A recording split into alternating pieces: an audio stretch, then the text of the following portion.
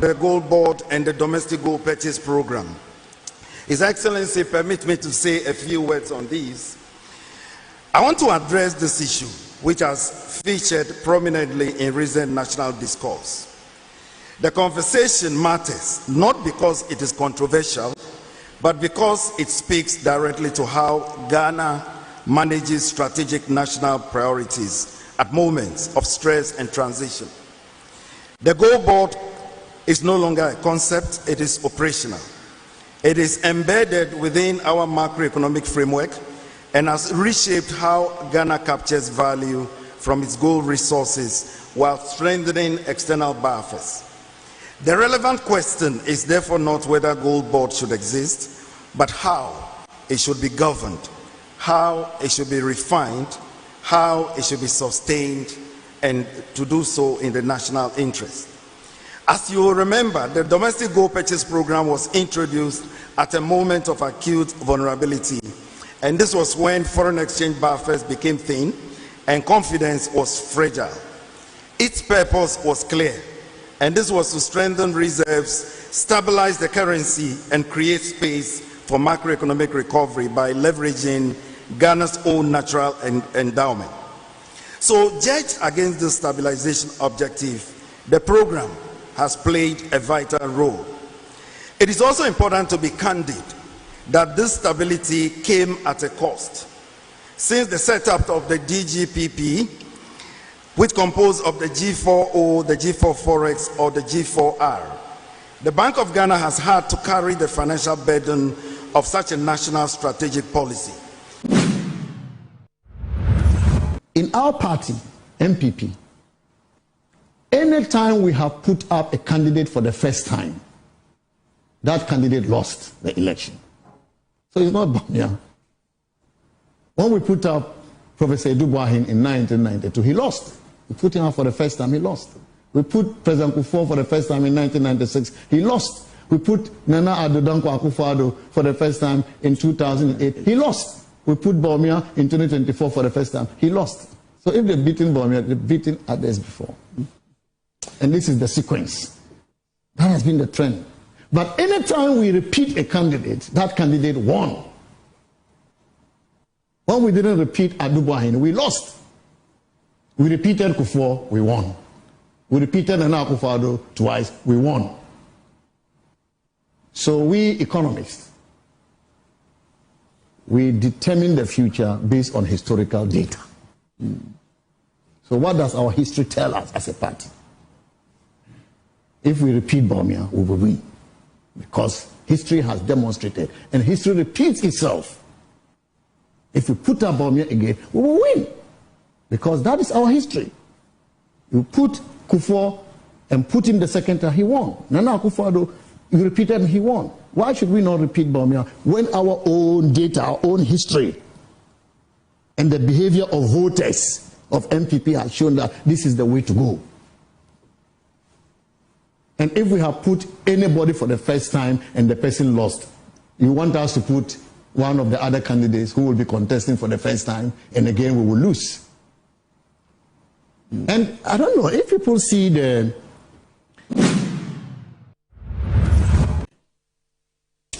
But why did you decide to take a job that belonged to a colleague of yours?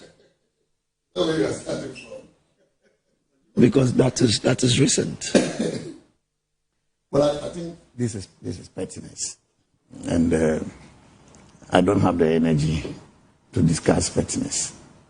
The business of government, governing a country, is serious business, and so our focus as campaign is how to get our candidate, Dr. Mahmoud Bawumia, elected by the delegates of the MPP. Not just elected, but massively elected. Therefore, our focus is how to prepare him to eventually become president of the Republic and govern our country for the benefit of our people. That is our focus, and I want to end it at that. So you're not worried about the fact that he's accusing you of taking his job and that you were favored.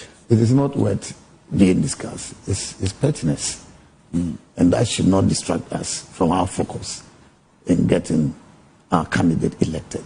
And as I said, you are electing somebody to become the flag bearer of your party and to eventually become president. We should not reduce it to such pettiness. And so I don't think it is worth being. South 2016 campaign, media na emu shipao. Sa campaign ninti NDC for the pema semkura. Timidina, bedidi matemsa.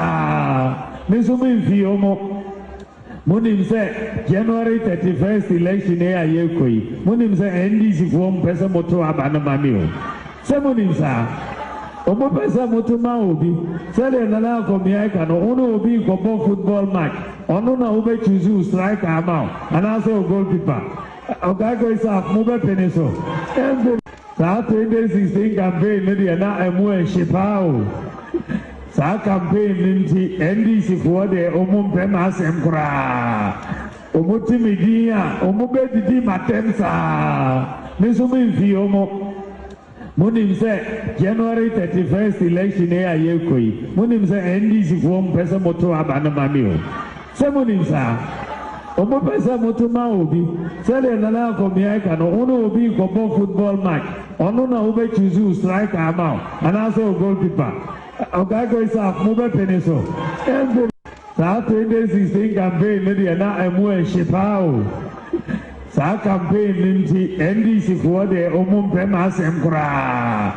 Timidina, bedidi matemsa. Misumi fi Munim say January 31st election ayekoi. Munim say NDC for pesa moto abana mamio.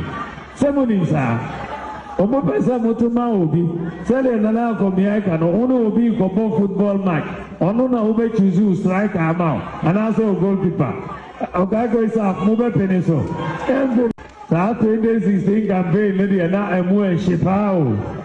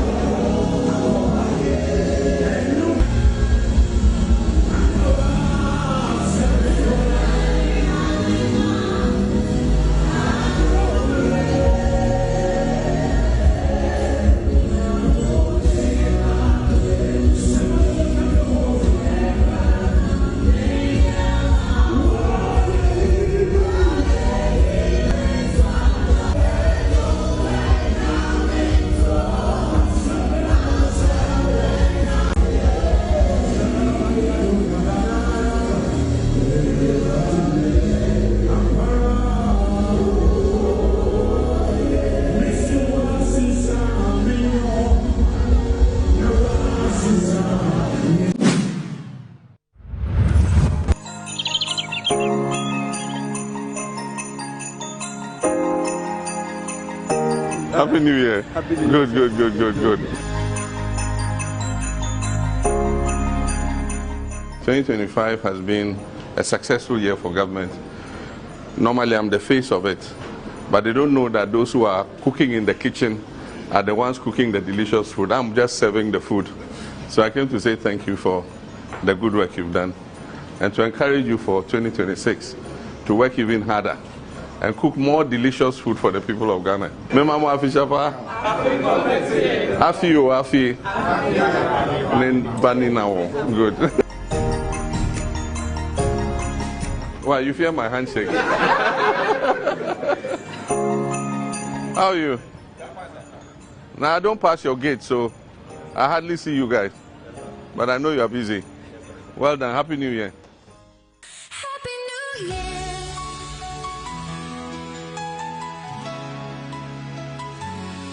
Happy New Year.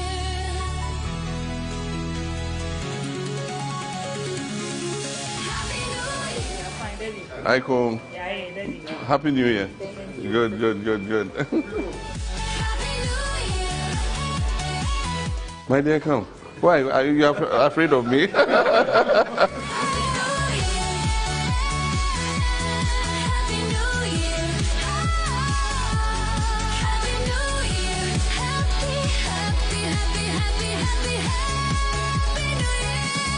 Happy New Year.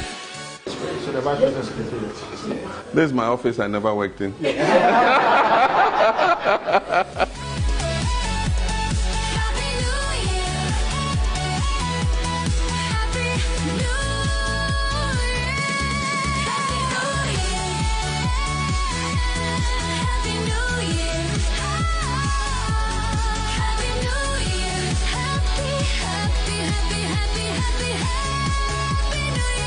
My daughter, how are you? Good. Happy New Year. Good.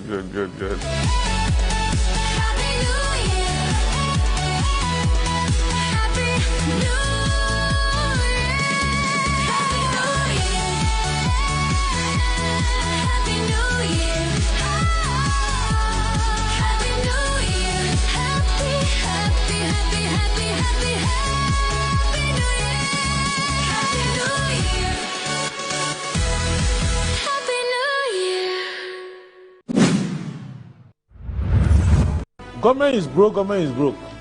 The people are spending billions to go inside the government that is broke.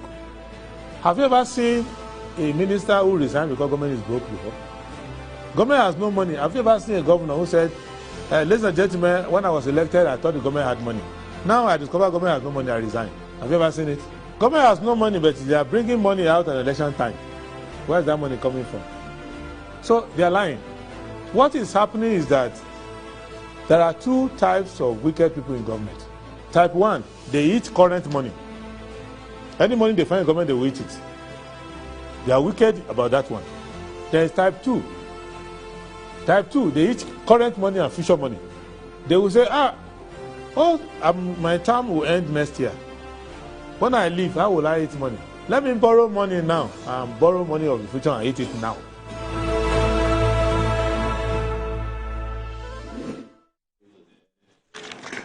Well, assalamu alaikum wa rahmatullahi ta'ala wa barakatuh. Good morning. Thank you very much for joining us. This is Good Morning Ghana on Metro Television. My name is Aldo Moro. It is always a pleasure to come your way. It's a fantastic, beautiful Thursday morning. This is the day the Lord has made, and indeed we're glad in it. I want to say big thanks to the Almighty Allah for making it possible for us to return here to join the nation's conversation on the big, major, important issues that are making the rounds in our dear country, Ghana. So today is Thursday, the 8th of January, 2026. Unbelievable. January just started. Today's already 8th. This is how fast time is flying. So if you have something to do, please do it now. And don't procrastinate. Don't delay. Don't dilly-dally, just get it done. All right, so I'll get start with the front pages of the newspapers as we always do. I'll start with my favorite Daily Graphic. Daily Graphic this morning is reporting the president recommits to ethical leadership, calls for unity at first-year Thanksgiving service. Asantehene urges BOG to ensure lower interest rates, makes another historic visit to the central bank. Inflation drops to 5.4%. There's Africa's youthful population can drive growth, Professor Amponsa. DVLA ramps up digital vehicle registration, direct all vehicles predating 2023 to register digitally. That's with the daily graphic for today. And the Ghanaian Times says that massive push needed to stimulate domestic private investment. Asantehene gridlock deepens at Kwame Nkrumah interchange, North Industrial Area. And we're told some of the gridlock on the North Kanish Industrial Area. You see the pictures there on the front page of today's Ghanaian Times. It's tough. It's not easy. If you've used that road, I'm sure that you can relate. It's a nightmare, honestly. President Mahama renews vows to Ghanaians, promises ethical leadership at all levels. Public reactions to Constitution Day, Mahama 1 year. The Daily Guide. Ken is the leader Ghana wants. Natoshi. Samira cries foul over Baumia's smear campaign. Offenso Samproso crash claims 10 lives. NDC's first day in office, Mahama pledges integrity, inclusive governance.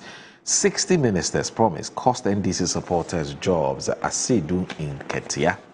The Insight, Minds Watch slams minority, says its criticism of Bower Rock risk undermining Ghana's gold reforms. And then also debunking Trump's PSYOP. Venezuela's Bolivarian revolution still stands. Ghana's future under Mahama promising, though challenges remain. Arise Ghana. There's Ni Patapa, I promise. Rapid development for Oko Beyeye. Yes, Oko Beyeye. Lands Ministry Communications boss FETS and the privileged children in show of exceptional patriotism. Death toll from U.S. attack on Venezuela approaches 80. So that's it for the front pages of the papers today. Well, I've just been reminded that I'm supposed to do the online portals. Okay, that's very important. I'll do the online portals now. All right, so I'll start with myjoyonline.com. So myjoyonline.com this morning is reporting that the U.S. immigration authorities detained Ken Ofori-Atta over visa status. Another bus smuggling of 100 ammunition to northern Ghana from Accra intercepted. Discipline, not politics, is powering Mohammed's second coming, Franklin Cudjoe. Save hands on the pairs, Franklin Cudjoe, on why Mohammed's return feels different. IMF is real driver of Ghana's stability, not government genius, says Tia Kabiru. That's Tia Kabiru. You know what Tia Kabiru used to be the, the special aid to Dr. Mahmoud Bawumia. So the City Newsroom says Ofori-Atta detained by ICE in the US. Kwesi Prempeh says having too many ministers makes no sense. And there's a GACL board advances plans for Upper East Airport in Bolaga. Nigeria beats Ghana in the Global English Proficiency ranking. So Upper East is getting an airport. What was part of the NDC's manifesto pledge. So one of my guests would, he's not far from there. He's verified, he shares a border with them. I'm sure that he will be excited about this. I'll tell you who the person is. He's actually here, he's seated. Nigeria beats Ghana in the Global English Proficiency ranking, and the DVLA, owners of vehicles registered before 2023 must digitize records. That's with the City Newsroom. Let's now look at Ghana Web. Yep, let's look at what Ghana Web is reporting this morning. Right, so on Ghana Web, you have Ken Ofori-Atta arrested and detained in the US. No court order against Black Sherif over alleged rent arrears. The property is a studio, not his home. The new year and beyond, why customer experience has become a strategic imperative. Ghana's inflation dropped to historic 5.4% in December 2025, according to GSS. There's 2026 FIFA World Cup. Ablakwa promises British High Commissioner a feast as compensation if Black Stars win. I like the if. I'm going to raise our economy to a level that no succeeding government can. That's with the Ghana Web for today. And then the last, but obviously not the least, and also the best, is yours truly, our online portal. And your online portal, your favorite online portal, I'm talking about MetroTVOnline.com. It has GACL inspects Bolgatanga land as an airport project to start soon. Patriotism and democracy not enough without skills-based education, Dr. ACM. And Semenyo stunning 90th minute strike secures 3-2 win for Bournemouth in a farewell match. But unfortunately, he's joining Man City. When I say unfortunately, that's for Bournemouth. But fortunately for Man City, and I'm sure that his fans, Man City is a big jump. There's GRNMA signs new MOU with True Merit to expand global opportunities for nurses and midwives in Ghana. And there's Volta College Foundation supports Bolukope with new streets lights. And also Ken Offerata detained in the US over immigration status. That's also here on MetroTVOnline.com. So that's it. So I've looked at Ghana Web, I've looked at City Newsroom, my Journal Online. I've also looked at MetroTVOnline.com. So stay with us. You're watching Good Morning Ghana on Metro TV. Please don't go anywhere.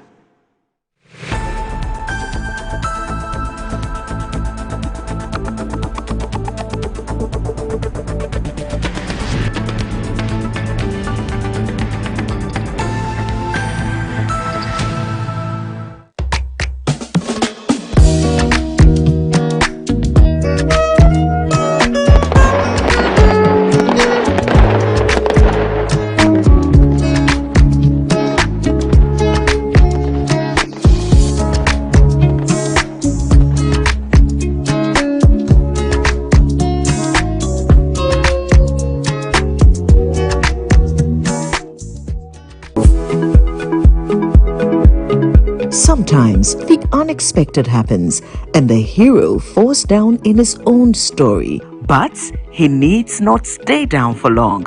Cosmopolitan Health Insurance is your trusted health partner. Whether an individual building a business, with Cosmopolitan Health Insurance, your medical care is our concern. For the best health insurance solutions for corporate institutions, groups and associations, families and individuals, choose Cosmopolitan Health Insurance from our over 700 accredited health service providers nationwide. Call us on 0302 540 668 or 0501 678 547 for all your health insurance solutions. Cosmopolitan Health Insurance, your medical care is our concern. Chia winning Nara, me ding edge baby dapa, Mediatia Sonko Cran Ebremo. Now that what you animal would be an egg, Japan of Bremo. And no any summer spices. Summer spices in here, and wow, no various flavors. Upenya a yako, Upenya Nemchi, you do good jollof muma and we get dead. Upenya you do quam, you do for you, hot knuckle pibito. Na Emma with Gianni, and yet dead. When you mean ya, you can your cocoa for Eka. Download your communication to enjoy Uduba, that Samu spices. One in the essence, no time. I'm to get Dariaga. Samu spices in a Sabi, Daddy so say. Samu spices, Munsam. Samu spices, Yama chicken. Samu spices. In Sanaka in Kitswa, mixture 10 grams. You want chicken, spaghetti, garlic and ginger, stew, and jollof, and the flavors of Bebre. Samu spices, yes, I can. I'm a brand manager. Of course, I accept only quality and affordable printed souvenirs for my promotional campaigns. I'm the head of academic affairs of a very important institution in Ghana. Of course, we only deal with quality, reliable printing companies for our institution's printing materials. I'm talking about Appointed Time Printing. Appointed Time Printings. We take pride in our extensive print scope that transform your ideas into captivating visual masterpieces. We delve into the core objectives and vision of each print project. Precision printing is at the heart of our printing process as we meet your tight deadlines. Our rigorous inspection, color verification, and overall printing excellence are assured. 20 years of printing excellence. It's always a pleasure working with you to create a vibrant, dazzling printing experience that gives you a masterpiece. Appointed Time Printing, your world of quality and affordable printing. Brush, brush, brush, brush, brush, brush, brush, brush your teeth. Brush, brush, brush, 2 times a day. Brush with Kelkey. Hello, my friends. My name is Kelkit Toothpaste. Wow. I was made to be gentle on your gum but protected. I will protect your teeth from cavity, make your teeth whiter, stronger, keep your mouth fresh all day. And best of all, I'm strawberry flavored. So put on a smile and try me. That's amazing. Just try me. That's my job. If you say so, jump on my brush. Makes your teeth stronger, chicky whiter, chicky stronger. Yay! You did it! I'm glad you like your new toothpaste. Don't forget to brush both day and night. Kelkits. Happy smile.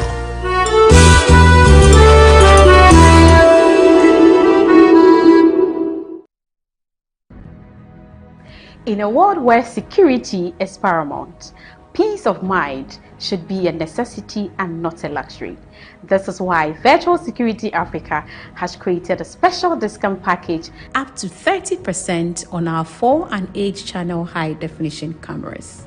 We are more affordable now than ever. With as low as 4,130 Ghana cedis, you can get 4 high definition cameras, 3 terabyte hard drive, cables, and a digital video recorder. With 6,440 Ghana cedis, you will get 8 high-definition cameras, 3 terabyte hard drive, cables, and a digital video recorder. Why choose us?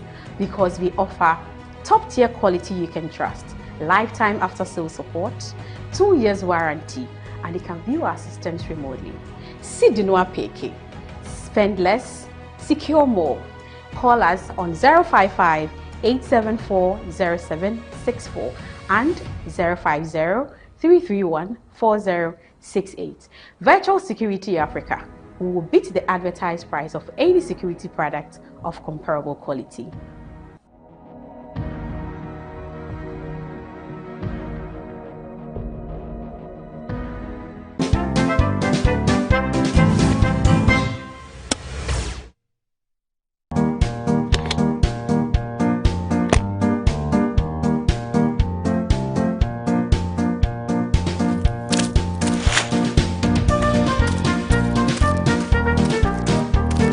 Good morning, Mr. Ding. Good morning, Ejako. And why do you keep staring at my rubbish container? I'm surprised you're still using a bin without a cover. You know it can cause a mess. My bin is just fine. Look, there is no leakage, still solid and robust. If you will excuse me, I have work to do. Yo.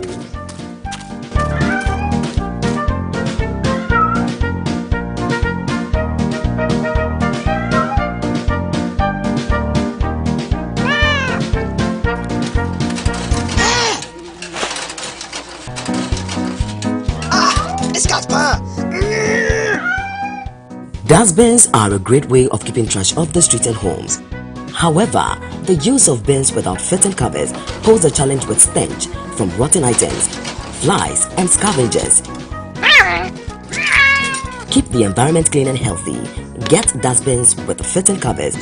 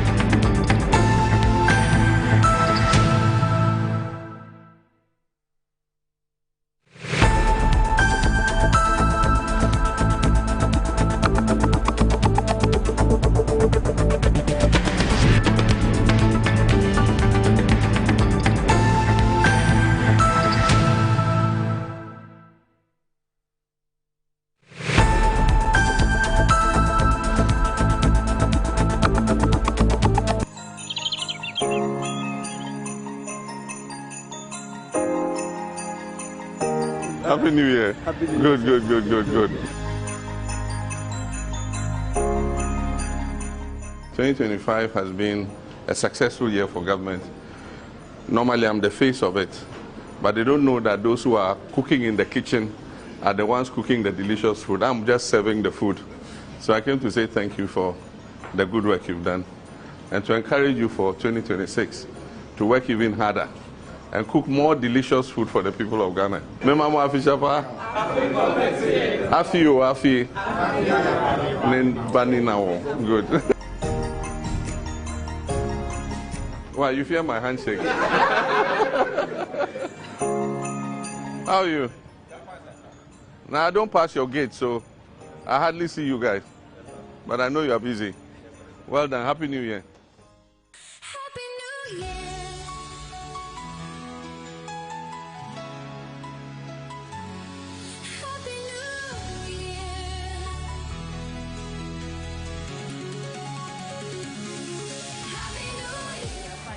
Aiko, Happy New Year. Good. My dear, come. Why? Are you afraid of me?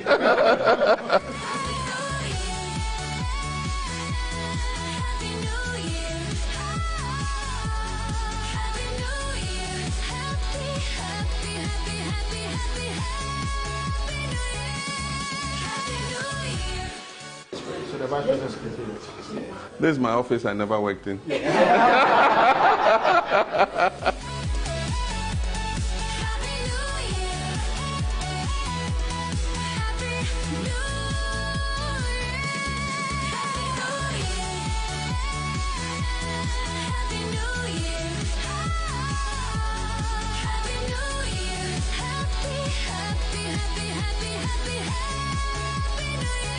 My daughter, how are you?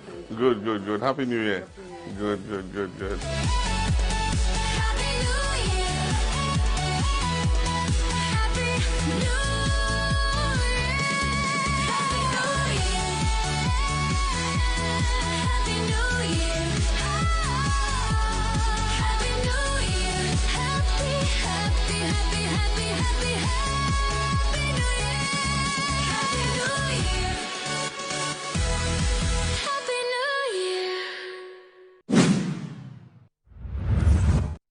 Okay.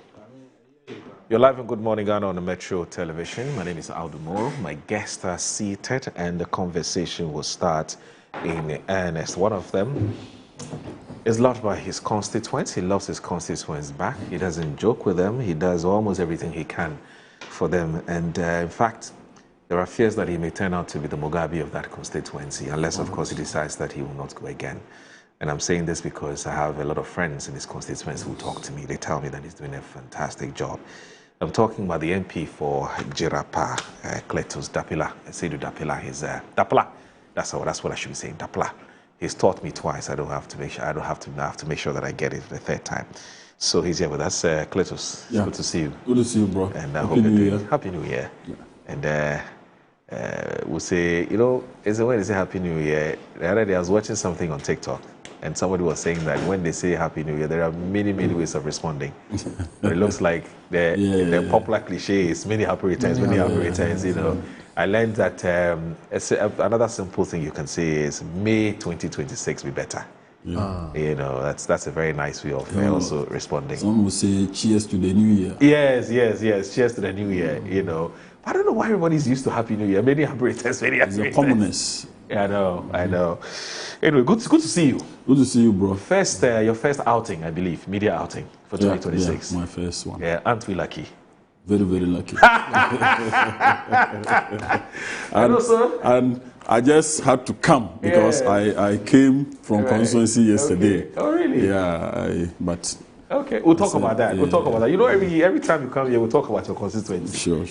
Your constituency is a constituency that's also on my heart. I love the people, and Metro TV is also quite popular in that constituency as well. So, thank you. How do you say thank you in your language?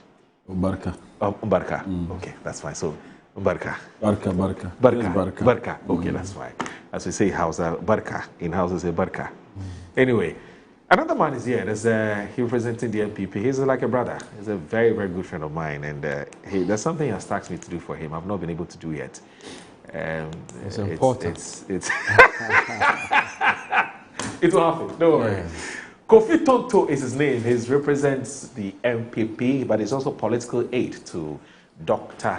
Mahmoud Bawumia, who's the former vice president of this country, former candidate for the NPP in the 2024 elections, and also an aspiring standard bearer or flag bearer of the NPP. Kofi, good to see you. Yeah, good morning. Yes. Tomorrow. The Charlie Specs not a Marvin. I've been struggling, but I'll find. Oh, you will find out. It's important. It's important. You know, I mean, these things help us live longer. Of course. Yeah. Oh, see, some people, so they want to know what this is. I'll tell you. It's strictly confidential. Yeah. But we'll find. We'll find. Yeah, we'll find. That's a promise. Anyway, so let me start with you, Sedu. Yes, bro. You just came back from your constituency. How are they doing? What are the issues there? Well, let me say good morning to your viewers and to wish all Ghanaians a happy new year. Let me wish my brother to a happy new year. Yeah, Bro, happy new year. cheers to the new year. Happy new year. Good. All right. Yeah, Moro, I just returned from constituency. Yeah. I was in the constituency just to associate with my people, to interact with them, and for all of us to spend the Unitide together. It was so lovely, so lovely. Okay. I remember when I attacked base in the constituency, I did move around the entire constituency within a space of 2 days, just to interact with party executives, stakeholders, chiefs, and other people. And it's been lovely. The clergy, we did 31st Mass at the Assemblies of God Church. Okay. Then on the first Mass, Catholic Church, I was there with my team. So lovely. And one thing I told them when they gave me the platform to say a word to the people of Jirapa, I said, everybody should have the heart of forgiving. Okay. In life, there's no way. I asked a rhetorical question in the church, who has never fought with anybody? And the answer, everybody has stepped on someone's toe before. True. So what everybody needs, either knowingly or unknowingly. So I'm saying that you cannot say that you won't have grudges or you have never had grudges with anybody. Yeah. We are not angels. What everybody should inculcate in your heart is to have the heart of forgiving. Right. Always forgive. Always let go. That one alone is something that you yourself, when you let go, you are fulfilled. You know, because there's no way someone will step on you, or there's no way you won't step on somebody.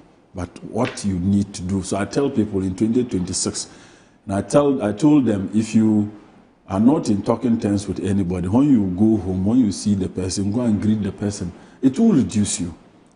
It can only elevate you. Right. It can only show how humble you are, how reconciliatory you are. I think that is the way to go in 2026. Right. I get it. So it's been lovely. It's been lovely gallivanting, navigating around the constituency. You wake up in the morning, then my house is full. You know, sometimes the numbers over 100. They all want to see their MP, and that is the joy. That's the joy. They know. Sometimes there are people who are like, hey, you want to kill this young man? And I'm like, no, that is the way to go. You can't be a leader and cannot have people visiting you. That is not. It means that you need to check yourself. Yeah. I love my people. My people love me. You know, I'll bring you at least about 2 cocks. You know, they brought me cockerels plenty. So, really? You know, the sheep, animals. Hey. You know, they just don't come to their MP with empty hands. I see. You know, they come to show appreciation. MP, you are doing very well. You did this in our community. Okay. I want to come and show appreciation. Okay. MP, you did this for my ward. I'm bringing you this animal for some light soup. Wow. You know, I'm like, wow. You don't get that in other areas, but my people, I cherish them. I love you all, Jirapa people. I love you, and I love you to die, you know. So Moro, that is the way to go. I should be applying life is leadership is humility. You just have to be humble. I told you, I'm not the MP because I know it all. No, it's just by the grace that I'm the one leading the constituency. And God has time for everybody. When your time comes, it will come. So it's Cletus' time. Tomorrow, it will be another person's time. That is how it is. So let me ask you. You know, there are two categories of MPs. Yeah. As I see it, there are those who say they want to become like a lifetime MP. So they want to be there till either death or some unfortunate incident strikes them, and then they can't go anymore. So either due to death or health reasons. And there are also MPs who say, well, I'm going to Parliament, but I'll be there for just 4 terms, 2 terms, 1 term, 3 terms. Where do you belong? Do you have? You don't need to tell me the number of terms, but do you have a plan? No, I don't need to do this job as a lifetime job. No. Okay. No. You have a plan. Sometimes in terms of the number of terms life, that you want to serve. I have never. My life. Moro, I started as a teacher. I don't like to stay in one place for long. I started as a teacher. I joined NADMO. I became the chief executive. By the grace of God, I'm a member of parliament. I don't intend to do it for long. People see it like that, but I have my plans. Okay. I have my plans. You see, you have to leave when the applause is so high. That is the only time that the people will still cherish you, but not when you are booted out. No.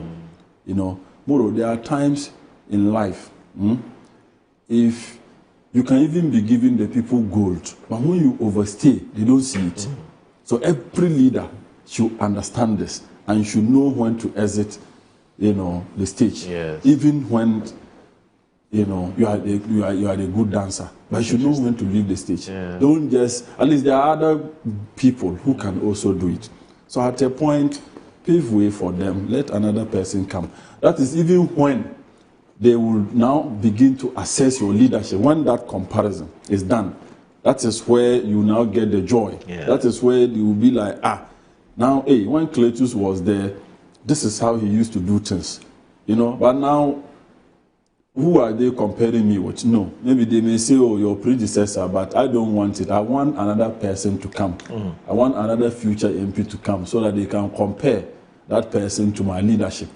And that is how I will be satisfied. That is how I can be assessed. That's how I want it. So I don't really intend to stay for too long. No, I don't intend to do that. Not at all. I see. There are other people.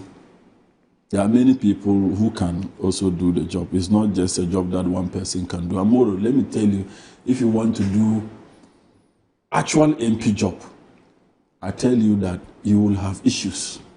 It's very tedious. The job is difficult. The job is it's time consuming, resource constrained. Is health-wise, all of that.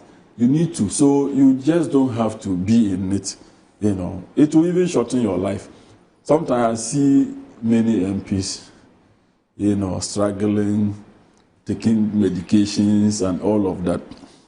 I remember when I came to Parliament first, I went to visit one of the senior-most MPs. Then he was taking BP medicine, and I'm like, leader, you have BP. He said, Pa, you say the Pa. How can you do this job for this long without having BP? I'm like, hey, what is it? Yeah. So if you think of all these things, you will one time or at a time want to also, walk away and allow somebody else to take over. There was some research that was conducted a few years back. I've forgotten the name of there's this NGO that does a lot of research on Parliament and MPs and so on. In fact, they even if somebody remembers, if somebody knows, they should just remind me. They even go to the extent of, researching on, parliamentary like attendance to Parliament duties and so on, and they can tell you that this MP is a habitual latecomer or is a habitual whatever. And I recall in one of their research, they talked about the fact that if you're going to, on the average, as an MP, if you're going to your constituency, you need close to about, is it 50 or 60,000 Ghana cedis or so? No, it can't take you there. Aha. No, 60,000 can take you. So you're looking at average about 100,000? Yeah. If you're going to a constituency? Yeah. Wow. 60,000. And you have to raise this money at all costs. You are just doing a day or two. But if you go this on a Friday and you're coming back, say, on Monday, you need at least 100,000 cedis. Sure. Wow. But expenses, so what do you usually spend on? Is it people's, what exactly consumes a chunk of that money? Yeah, Moro, is apart from the development needs of the entire constituency, for instance, there is the individual demands, the individual requests. That is what every MP is battling with. That is what every politician is battling with. It is not, if I go to a community, like when I was home, I did some boreholes, you understand? That is for the entire community. But individuals in the community have their personal problems, personal reasons why they want to meet you. And it's personal. It's about hospital bills, it's about school fees, it's about, so many things. You understand? That is where the money goes. It's not like if I go home with my 60,000, 50,000, I'm going to probably use it for. So that one is personal money. You understand? Maybe I'm not going to use it to drill a borehole. It is just money probably I have that if somebody comes with a child school fees issue, maybe he needs 2,000, he needs 3,000, he needs 5,000, then I can say, okay, take. That is how the money goes. It's an individual demands. It's an individual request. And most of these demands are legitimate. Oh, they are legitimate. They are legitimate, Moro. They are legitimate. Because I'm told there are some people who are also taking this up as business. Well, but you know them. But you know them. But Moro, it is also in politics that somebody will come and be cheating you, but you have to allow the person to cheat you. You understand? You don't want. You can tell from the story that he wants to cheat you, but just allow. You allow because of peace. You allow because you don't want to rock the boat. There are some people, they are troublesome in nature. They will come and make unnecessary demands, requests. But when you don't honor it, he goes to tell a different story in the community. And if you are not careful, it can make you unpopular. It can make you unpopular. But before you realize, he won't tell his community people what he's come to request for. He will tell a different story. So at times, I tell people, if you are too wise, if you are too principled, politics is not your place. The Ghanaian politics is not a place that you should be. Don't go into it. There are many things that you will see and know that no, this is not realistic. But you do it. You do it because you want your own peace. It's not like in your house, you and your wife, sometimes because of peace, you just allow. I listen to President Mahama who says that his pastor said you can't win an argument with your wife. That's true. You understand. So at times, you just have to allow peace to reign by doing what they want you to do, and you walk away. Not because you don't know that they are lying, but you just want, okay, take and go. It's nothing. Okay. All right. Kofi, Metro TV, we are proud to be one of the, if not the best, when it comes to coverage of political events, especially when it has to do with your conference, congresses, and so on and so forth. The likes of Paul Adumochiri, and some of us being at the forefront of making sure that we bring up to the minute, updates on what's happening in the two major political parties. And so we've dedicated January to you, and understandably so, because you're choosing a flag bearer. It's a major, major, major event because the party needs a leader. Even though per your new constitution, the flag bearer is not going to be the leader per se, but I think that politically and morally and everything, the flag bearer should be the leader, because he potentially can become the president of this country. But never mind, your new party's constitution is going to be the national chairman, no problem.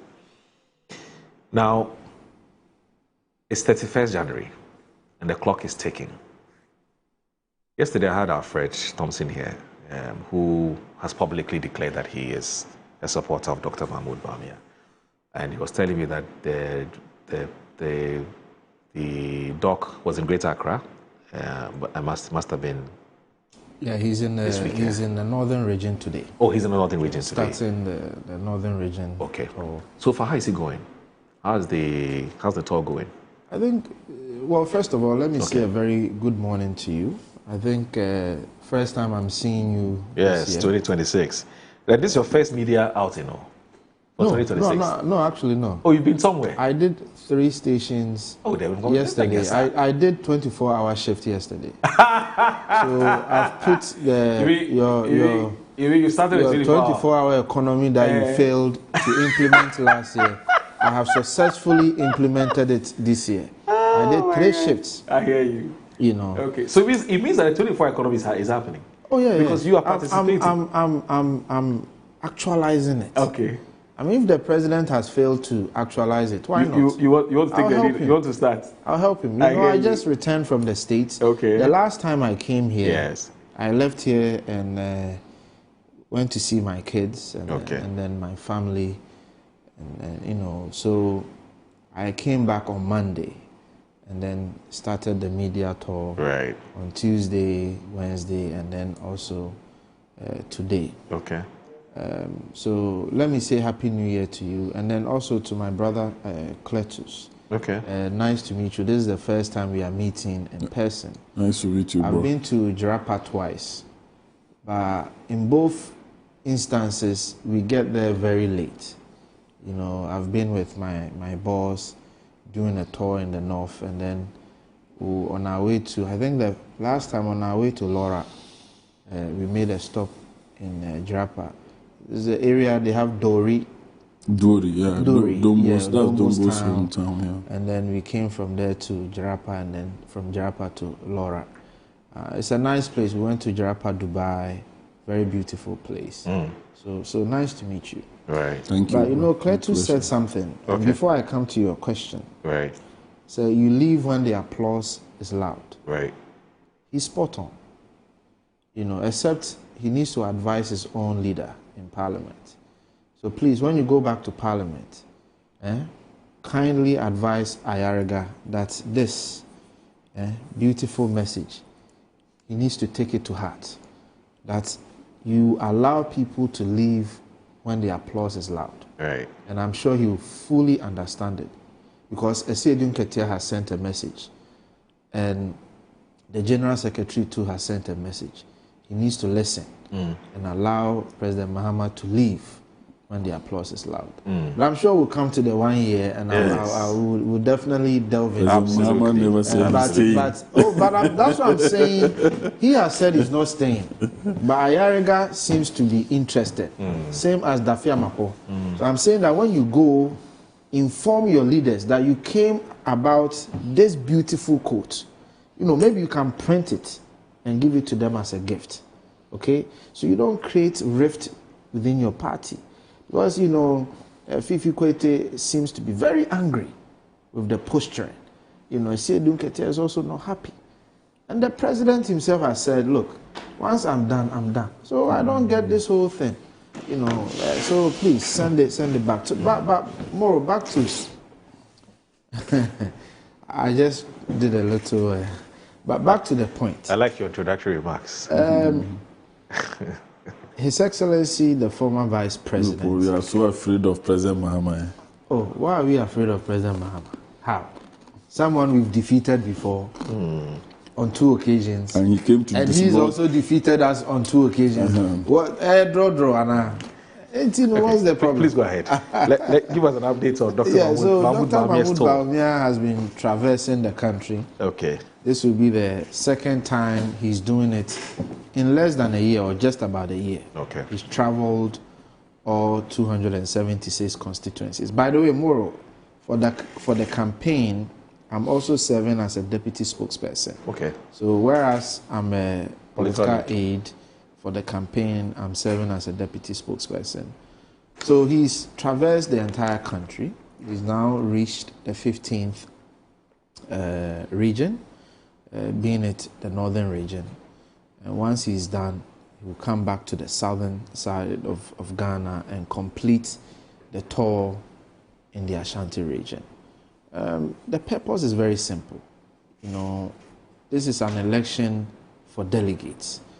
And so he needs to go back to delegates and engage them and tell them the reason why they need to repose confidence in him again to lead our party. I get what you said about leadership being transferred to the party chairman and all of that. But I think optically, you know, once you become the flag bearer, you are also leading the party into a charge to secure victory, to secure power.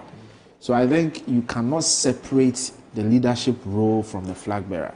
And that is why I'm saying that once he emerges as the leader, he needs to lead the party into victory.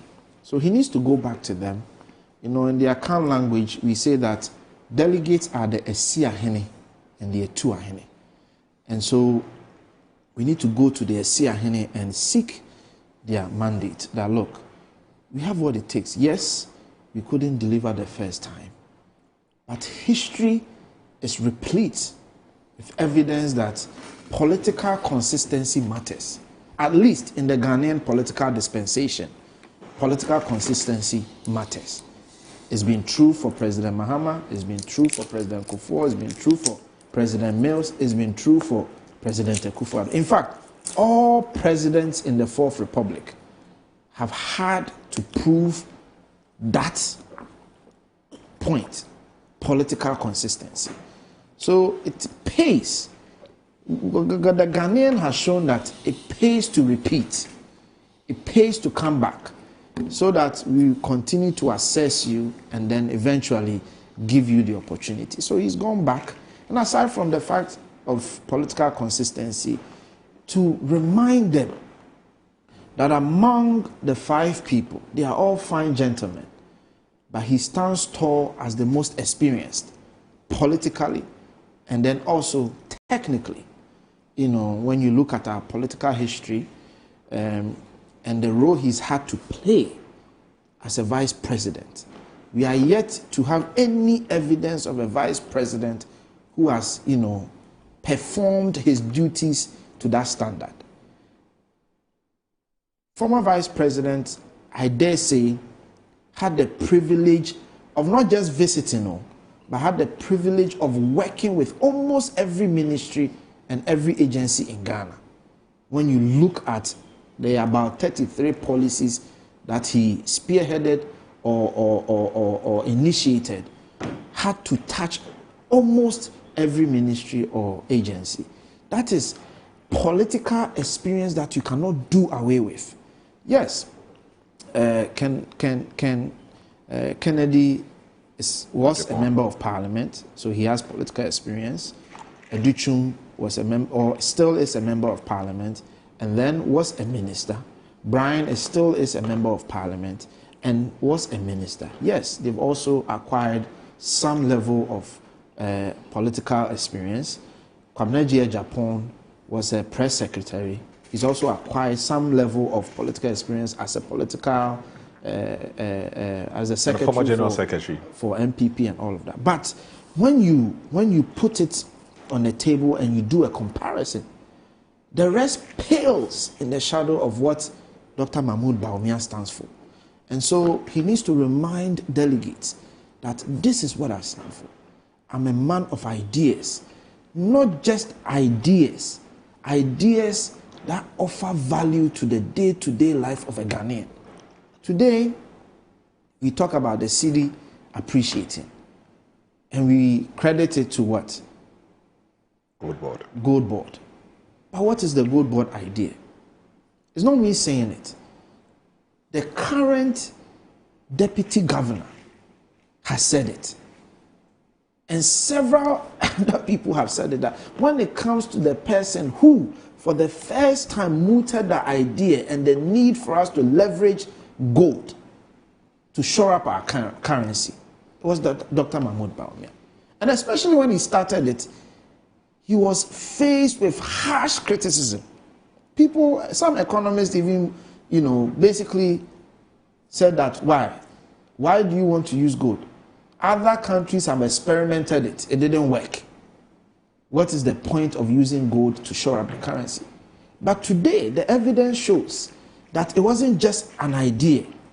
it was a formidable solution to building a stable and a stronger currency. When you talk about the Ghana card, when he spoke about the fact that the Ghana card, he would choose it over interchanges, people didn't understand. But Moro, today you will agree with me the value, if we are going to formalize this economy, if we are going to triple the size of the GDP, it is going to leverage on a formalized economy. If you are going to expand the tax net so that you can even reduce the rate, because one of the ways of reducing tax rates is to expand it to bring more people into the tax net, so you can reduce it for more people to pay less taxes than currently is being done. The only way to do that is to formalize the economy. And you formalize the economy through an identification system. So the point that I'm making is that he needs to go back to delegates and remind delegates why we need to present him, why he continues to be our best shot at reclenching power come 2028. So it's been a beautiful exercise. So far, I think it's been very healthy. He's stayed focused on the message. He's never deviated, never dealt or delved into issues of disrespecting or speaking ill of any other person. More, I've sat here to speak for about 5 or 6 minutes. I haven't had to discredit or malign or disrespect anyone to make the points that I've made. And that's precisely what he's doing. Going to the delegates to tell them why he stands tall amongst the 5 people. I think all of them are fine gentlemen. They all bring to the table excellent attributes in their own right and in their own way. But we are talking about the collective good, the one who brings all to the table, the one who presents the best opportunity for the MPP to come to power. So we are on it. God willing, we'll finish up in the Ashanti region. We are just about 21 days into, just about 21 days to the election. I think once we get there, delegates will definitely side with us. Just as they did for Nana Addo Dankwa Akufo-Addo, just as they did for President Kufuor, I am certain in my mind that they are going to do the same for Dr. Alhaj Mahmoud Bawumia. They are going to offer him a new opportunity to lead this party into victory. I've heard so many commentary on religion and tribal issues, etc. If time permits, I can delve into it, because I think it's one of the things, how do I even say it? Moro, it's troubling. Right. And for me, I think the MPP needs to pause and reflect. Because the moment you go into tribal politics and religious politics and assign them as the reasons why we lost, it is aching to say that Ghanaians didn't have any good reason why they voted us out. That Ghanaians literally woke up on December 7th, went to the booth and voted against us on religious basis or on tribal basis. I refuse to believe that. I refuse to accept that. Look, I have had the privilege to say that Nana Addo Dankwa Akufo-Addo stands tall in terms of achievement, and that history will vindicate him. But we need to be humble enough to accept that we didn't get everything right. The MPP didn't get everything right. And we need to go back to the drawing table and find out the things we didn't get right. In fact, we are lucky. The Okoye report has spelled out all the things we got wrong. Edidija, arrogance of power, economic issues. These are the real issues that confronted Ghanaians. So when you mask all these issues and present tribalism and present religious bigotry as the reason why we lost. It is an outright disrespect to the good people of this republic. Outright disrespect. You know Guy G? I know Guy G, yeah. Okay, so Guy G yesterday, this matter came up in our conversation yesterday about why tribal and religious, or let's say ethnic and religious politics appears to have taken a center stage in your internal politics. So let me read this message from Guy G. Sure. And then get your reaction on it. And we know Guy G is with the Ken camp. Yeah, he's the aide to Honorable Ken. But this is what he says. The tribal politics are, so he was talking about Alfred Thompson, but I just want to bring it back. So the tribal politics that Alfred Thompson and co are saying is a subject of significant debate and conflicting accusations. Isn't it obvious that several opponents and critics, both within and outside the MPP, have accused Bawumia and his camp of using tribal and religious rhetoric when it benefits them? They point to instances during the campaign where he allegedly urged fellow Northerners and Muslims to vote for him because of their shared background. Reports have emerged of specific individuals within his campaign team, such as MP Dominic Nitiwu, being accused of engaging in tribal politics to sway delegates. Critics suggest these tactics contradict his public stance against tribalism. The issue is highly contentious. While Bawumia publicly denounces tribalism and calls for unity, critics and political opponents argue that some of his supporters and at times Bawumia himself have engaged in tribal campaigning tactics. Guy G, Cantonment, Accra. How do you... So, Moro... So essentially saying blame yourself for what is happening. No. Moro, here's the thing. Okay. Tribalism has a definition. Tribal bigotry has a definition. It has a negative connotation. Okay? Moro, if I'm your brother, first of all, I'm not even saying, because, for example, Nitiwu has come out to debunk some of these things. They attempted to use an old video and presented it as though it's a recent video. Nitiwu has come out and explained all of it.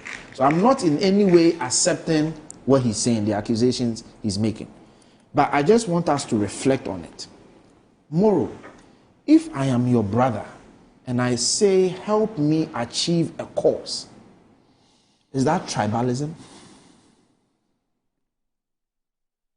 Is that tribalism? That's what I'm saying. Tribalism has a meaning. The meaning is when you use ethnic or tribal basis to pursue a negative agenda. Is that not so? So how are people now trying to redefine tribalism as who Ibrahim Mahama? If President Mahama asked Ibrahim Mahama to support his cause to become a president, is that tribalism? Right. Guy G. Do you know why Guy G is following Kennedy Ejapon? Because that's his boss from way back. It's the relationship they have. Is Guy G telling me that Kennedy Ejapon's siblings will come and support Bawumia? Didn't Kennedy Ejapon go to Bantama to support his brother? Did anyone say Kennedy Ejapon was engaged in tribalism? Absolutely not.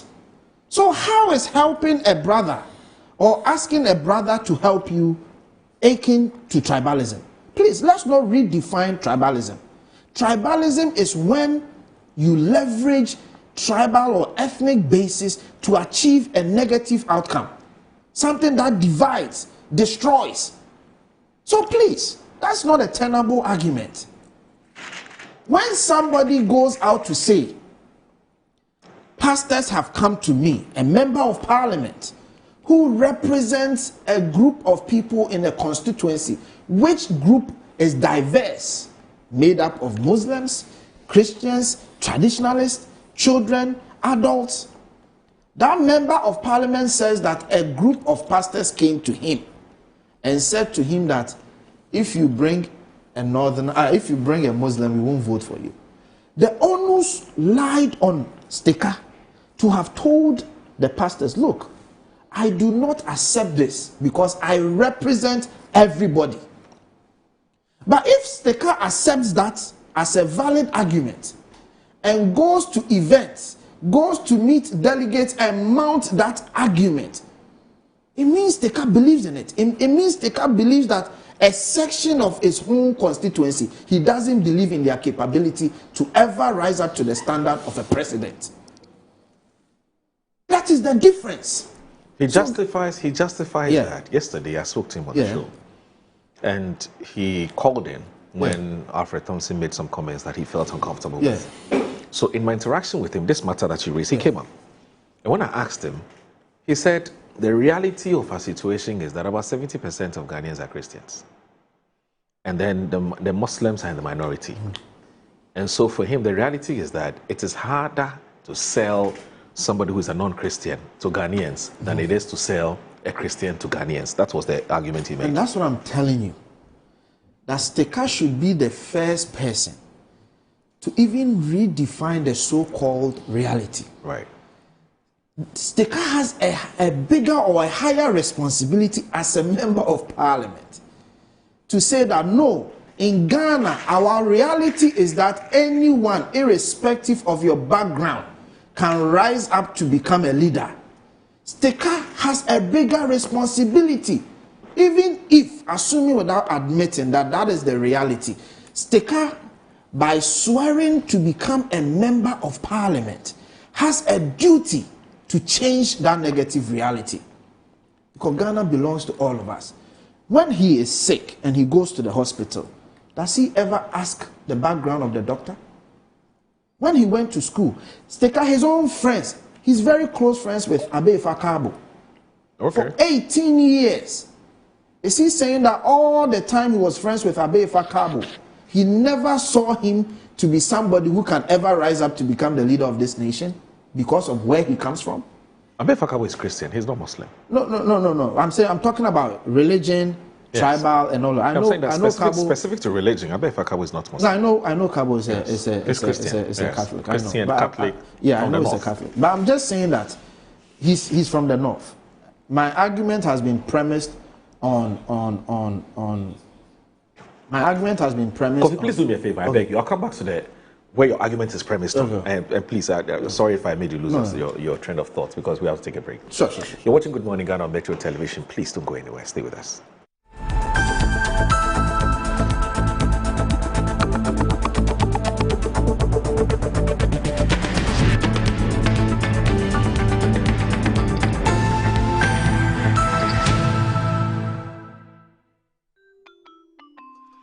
Start your kids' day the right way, filled with confidence to take on any challenge. Pepsodent Kids contains the right amount of fluoride and sugar acid protection to care for their developing gums and teeth. Grab either orange or strawberry so they brush with the sweet flavor they love morning and evening. Pepsodent Kids, giving your children a bright smile for a brighter future.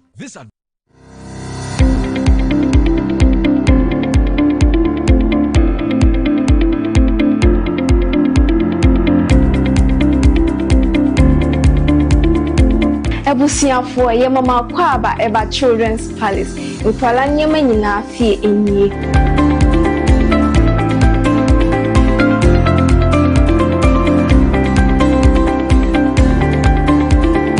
Yonkwala ntade mani mema nyina ntare nyina wase. Yonkwala shoes, yonkwala duane, yonkwala wipes, yonkwala diapers, yonkwala toys, baby cot. In fact, bibia opama omanyina obenye biwa ase.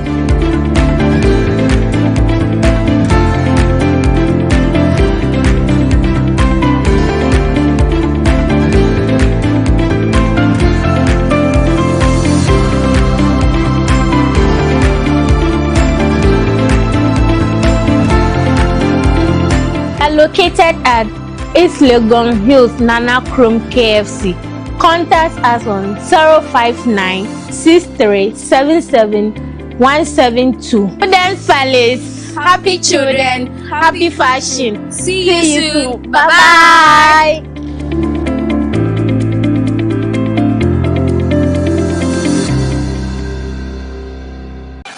Are you a headmaster, headmistress, parent, teacher, or an educator looking for high-quality textbooks for preschool, primary, and junior high school students? Look no further than Advocate Publishing Company.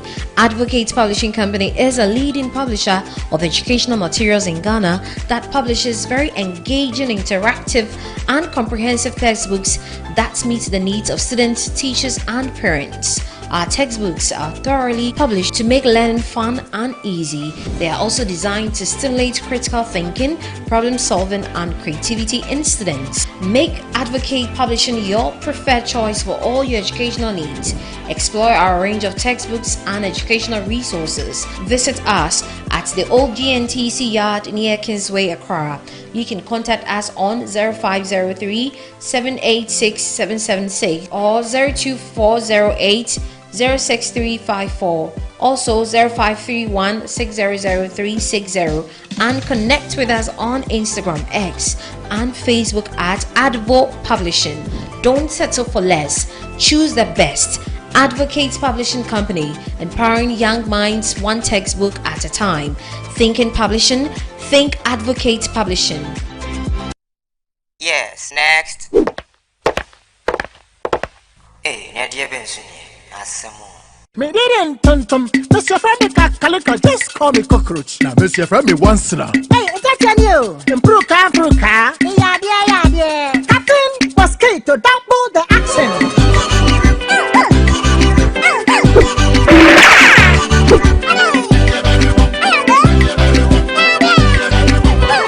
Me did it, Sasso spray. Mr. Femi Sasso quell. Yeah, go to my Sasso.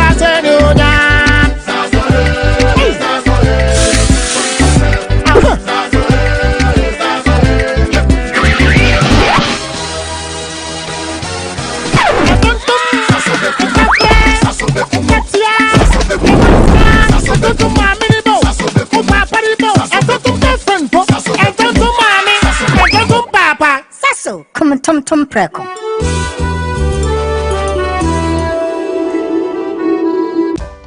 In my line of work, a confident smile is everything. Kel Charcoal Toothpaste keeps me on top of my game and ensures my smile is always radiant and bright.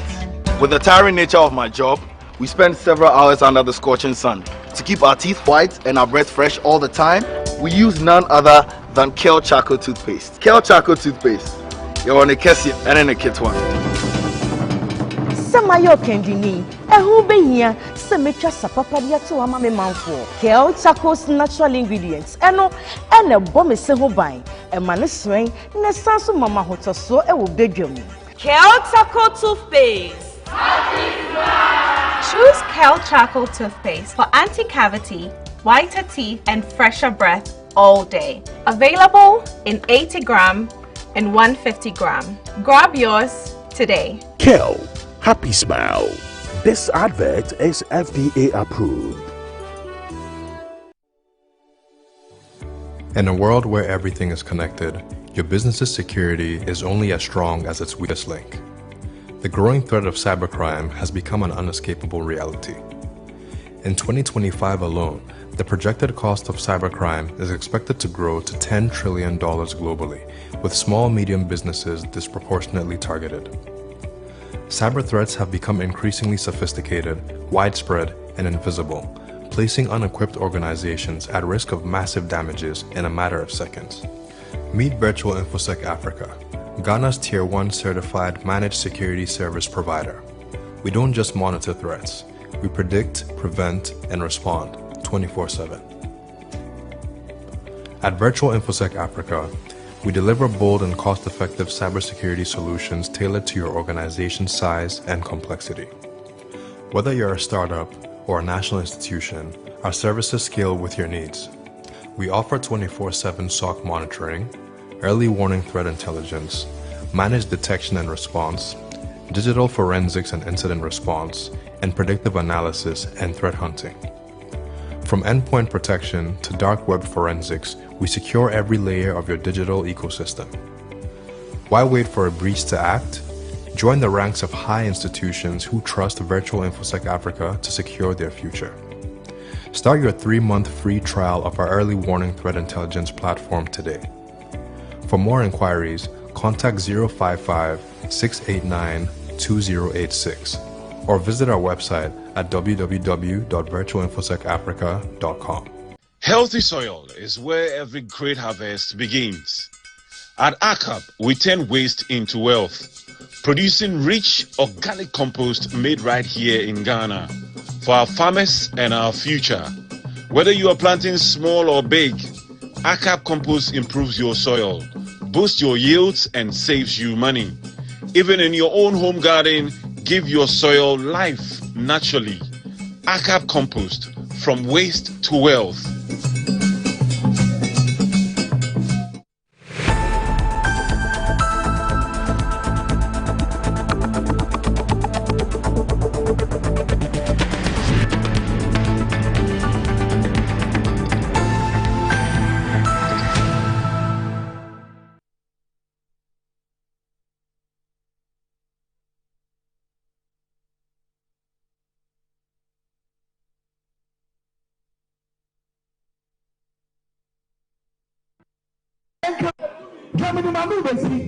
And I said, well, any people, never come. They can't go now to them. I can know way. And I can know way. And I have no clear campaign. So I can know way. I have father so. Now, any public of father so, how much you work your crown? I am Camofua. You two about this young people. One of them. I want to be now. So, I have father so estate. Now, Christopher 90%. You two about people and this money now. If you have got two of them, many courses. Obiani, a service of God, or 500 branches. So, when you are also one kaya, maybe a master of what we want to catch them, it's said. All Pasa, Gramani, the Ghana.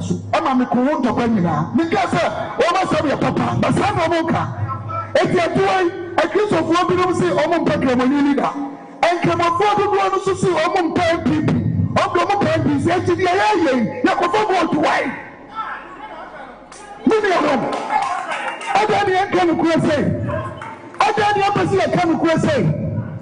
I tell you, person people. I tell you, person poor people. Because of your women empty. Here, we come across your politicians and all. Some of them are overflowed with Cambridge. Cambridge himself. Politicians do one now. Almost yet to the A level, no other back of your school. Now, they are to now. Maybe my one to be but school. You can go to training now for lecture abroad. Son of Babette Mother President. There be a young people, and yet you are so, and yet you are Pia, and yet you are Sika, and yet you only be 2 million a year. Come on! It's Miss Ramo, Lady Malusi, come here, I come to go, I come to your house. I come here. Baako ọmọ dodo ọyẹ ọba 1 million apẹpẹ baako ẹti baako ọmọ dodo ọyẹ ọpẹ ahanan difference ẹyẹ ọpẹpẹ bá hẹnsọ wọn ni nsẹ wọ́n bá yàtọ̀ bá ṣe yàtọ̀ yẹn mọ òbí a yàtọ̀ na wọ́n mọ̀ mu yẹ ọba 1.something million no ẹbẹ tó ọba 800,000 ẹtí NPP tìyẹn bí nkọlọ yẹ dà fọm ọba 800 million. And then for young people, just a car. Maybe if you saw them, you're going to see a service of God. My Sunday school teacher for 12 years. I see my man come on, a young people, and the gun, and the young now. No more player, a Jessica. No more people now. Here, they don't put people that way. That's all that I'm saying. No, this is uncle for time, all times, and calling your going to do. And what people. Nana Nado Passoya, Minister of State Finance. Nepa, Mr. Mumpa, Musasa, Hana, on Pame, of the Growing. Mr. Mubua, no assemblies of God, and the Bombesi. Never said the cancer. Now, when you are Muntina home, never make that damn. Some Mubua, make clear when you're in some. My property was on Fiadiasa. Finance, the whole world. You financial economic modular. Mitosu 64 76, 97, 2000, 2001 is me, the whole world. Yes, I'm in Fakao. Nanato, Samepua, Penino Kono, Nitiminka, Peninkasi. Million more the idea, but my simple was a wine, and also I'm Penino. And to the Gatsamo, I never make a modatio. Me and this then. Nana Passoya, Minister of State Finance. Nepa, Mr. Mumpa, Mr. Savannah, so on Penny. Mr. Mboa, no assemblies of God, and the promise. Mr. Cancer. Now, when you are not home, now we make that damn. Some Mboa, make clear in your son. My property was on Fiat. Finance, the whole world. You depend on my financial economic modular. Mitosu 64, 76, 97, 2000, 2001 is me, the whole world.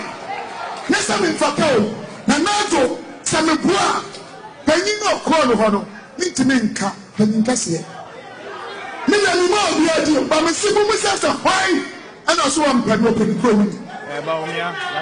And to the Gatsamo, I never make a modatio. Over here. Also, I'm 50 macho men for every constituency. I have the voice. We will meet you boot for boot. We will meet them boot for boot. 50 macho men. Omunyas resort. Omu say, se omu tu abanu finchima. Omba lusu. And to omu the macho men. I'm going to play the voice for everybody to see and hear. Agemboni ewu omutim wamu ye omusi Canada Japan ene pentokwa men pentokwa me fairness yema kuya enye juma over 50 men that day they will be sorry.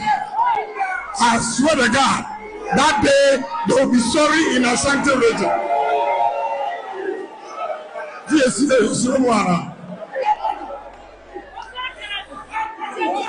Madam, one will me patcher. A paper dinner how walking as a what did you be at him? Also, support to be a support to be. What is it to be? Choboy. They are party baku. Obi can as a one. And he attempted the idea to organ how we maintain. Ning also, my idea.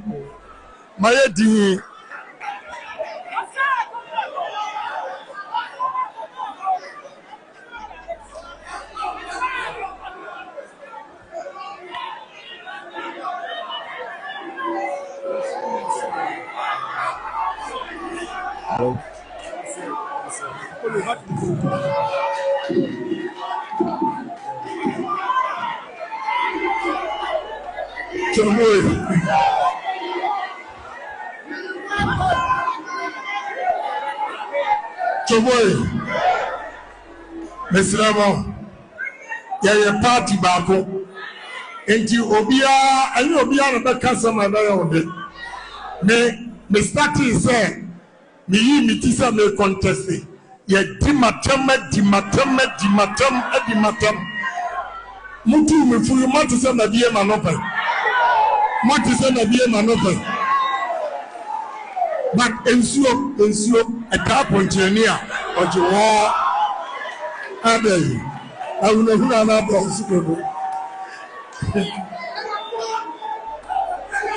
But we are away.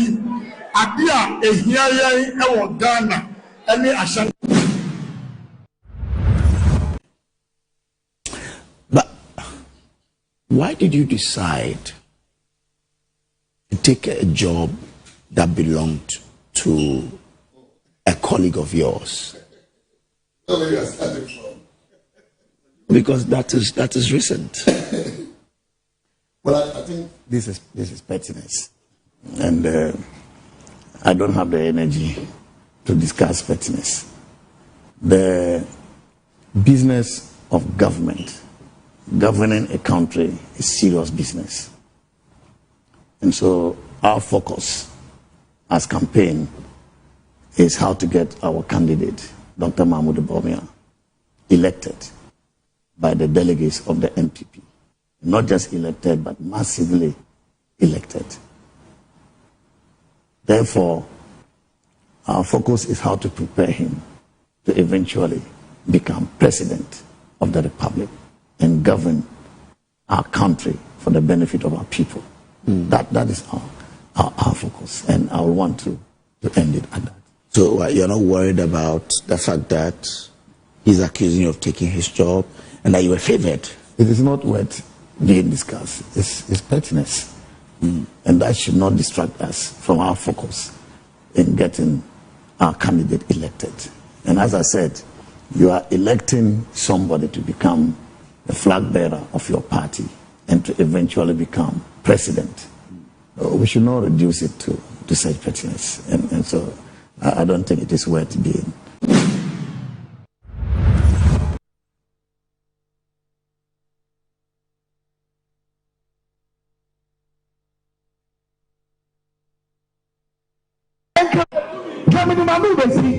And I said, well, any people, them.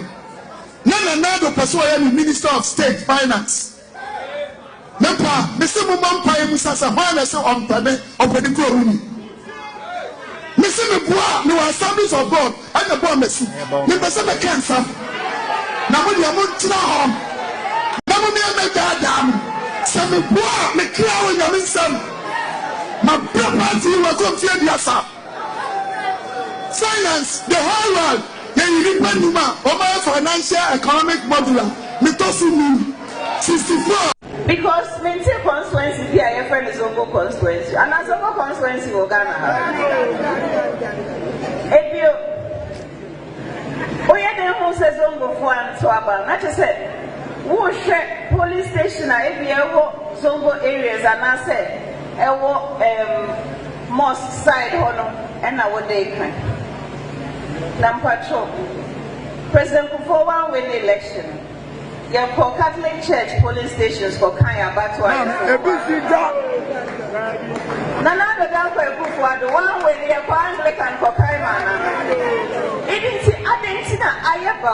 Yes, this is Zongo votes at Yaman. Adentina Baumia, yes, this is Zongo votes at Yamano. Mommy, you go one way, you go. I be about me, I catch him so very so go president, Ghana president. Pastor Mantio Bosonje, Mr. Okaso, Pesongo president, and Ghana president.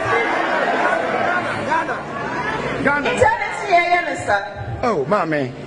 Ebe ye what? I didn't see any son. Ya kromu didi ya trauma mo. But me dey me did say Radebeka sir. Me say Radebeka sir. Atan for nyanya me. Atan for nyanya me.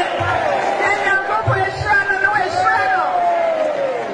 Nyanya ko pressure no we shrano. Ba wo me a oti se kanea. Baby o dey be shape yo e dey. Olofie. I have to my uncle Pontia. Obo don't kuneka. Obey Shra and my yen Nara. Yeah, Mary. Mr. Obey Shra and my yen Nara.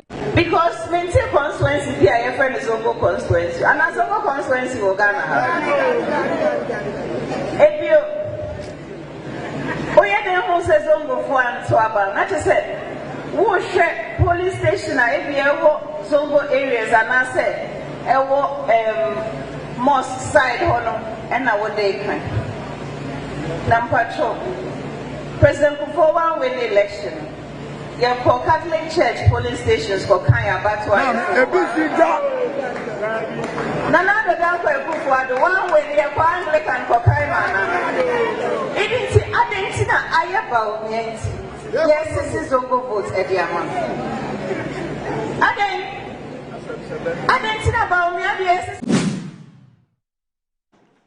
You're watching Good Morning Ghana on Metro Television. Bear with us. This is our build up to the big day. The MPP's Delegates Conference is coming up on the 31st of... It's a congress, actually, not a conference, right? It's a congress.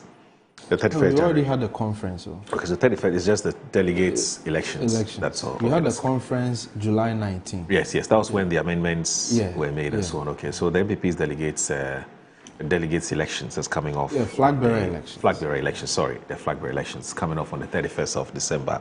So this is our build-up or a prelude to that big event. And so bear with us when we play all you these tapes. So just in case you have missed out on some of the things that have been happening, on your blind side, here we go.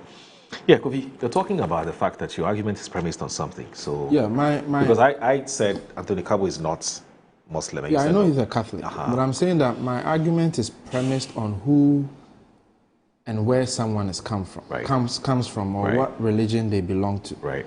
And I'm saying that he's been friends with Kabo for over 18 years, and Kabo comes from the north, and he knows.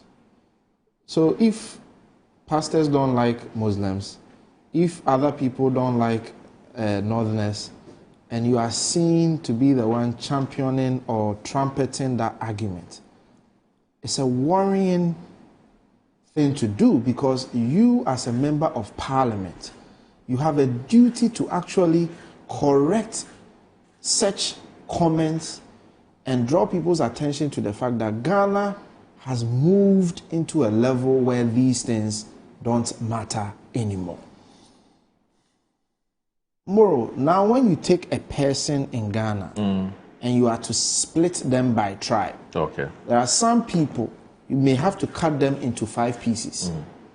Because their mother may come from Greater Accra, father from Ashanti region, but their father's father is from Volta region. Right. There are so many of such people in Ghana now.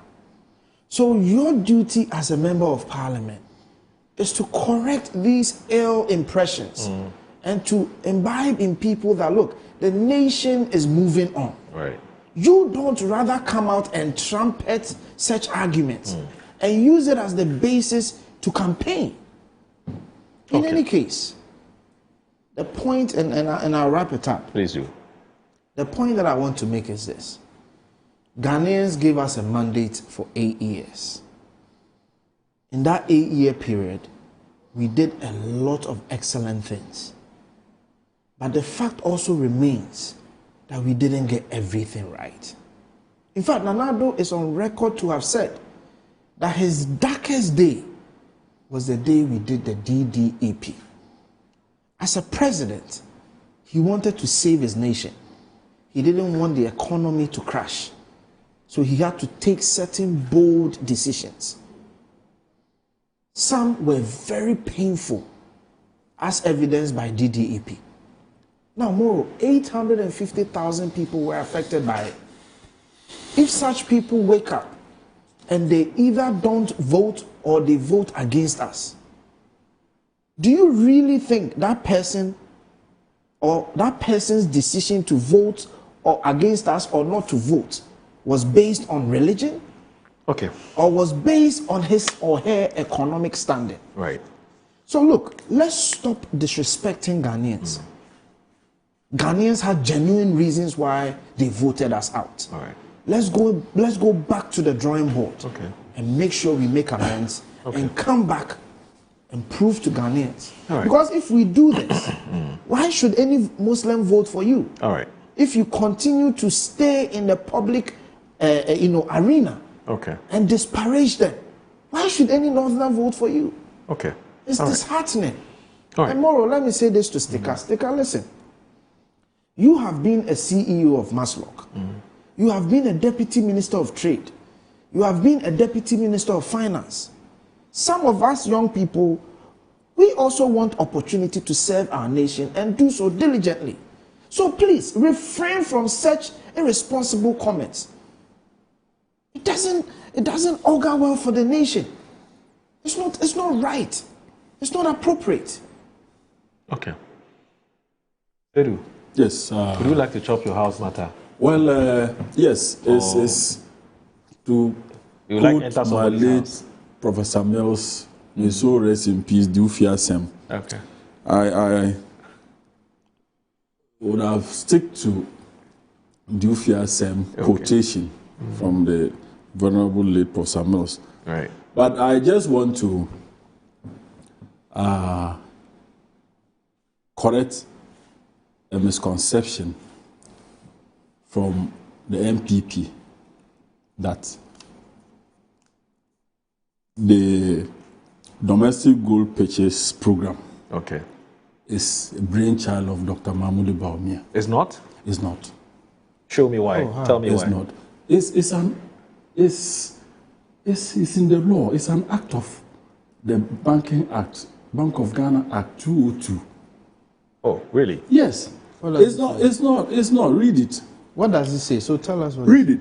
No, I don't have to read it. Tell us what it says. Just search. What I'm trying to say is that, you see, politicians, we say things, we want to take credit for things that we haven't done, or we've not created. You see, it's an act of parliament. You see, Act 202, dated back, about Dr. Bawumia worked in Bank of Ghana and saw it in the act and comes out to talk about it. It doesn't mean that it's his idea. You understand? It's anchored in the law. So I don't want anyone to come and say that. You see, we've attributed so many things to Dr. Bawumia. That is why he's struggling today. We attributed so many things to him that he didn't do. We touted him as the economic messiah. He organized lectures when they were in opposition, and we hype him so much. That is why people are questioning his capability of handling the economy of this country. You understand? So, but we, even in opposition, we are still doing the same thing.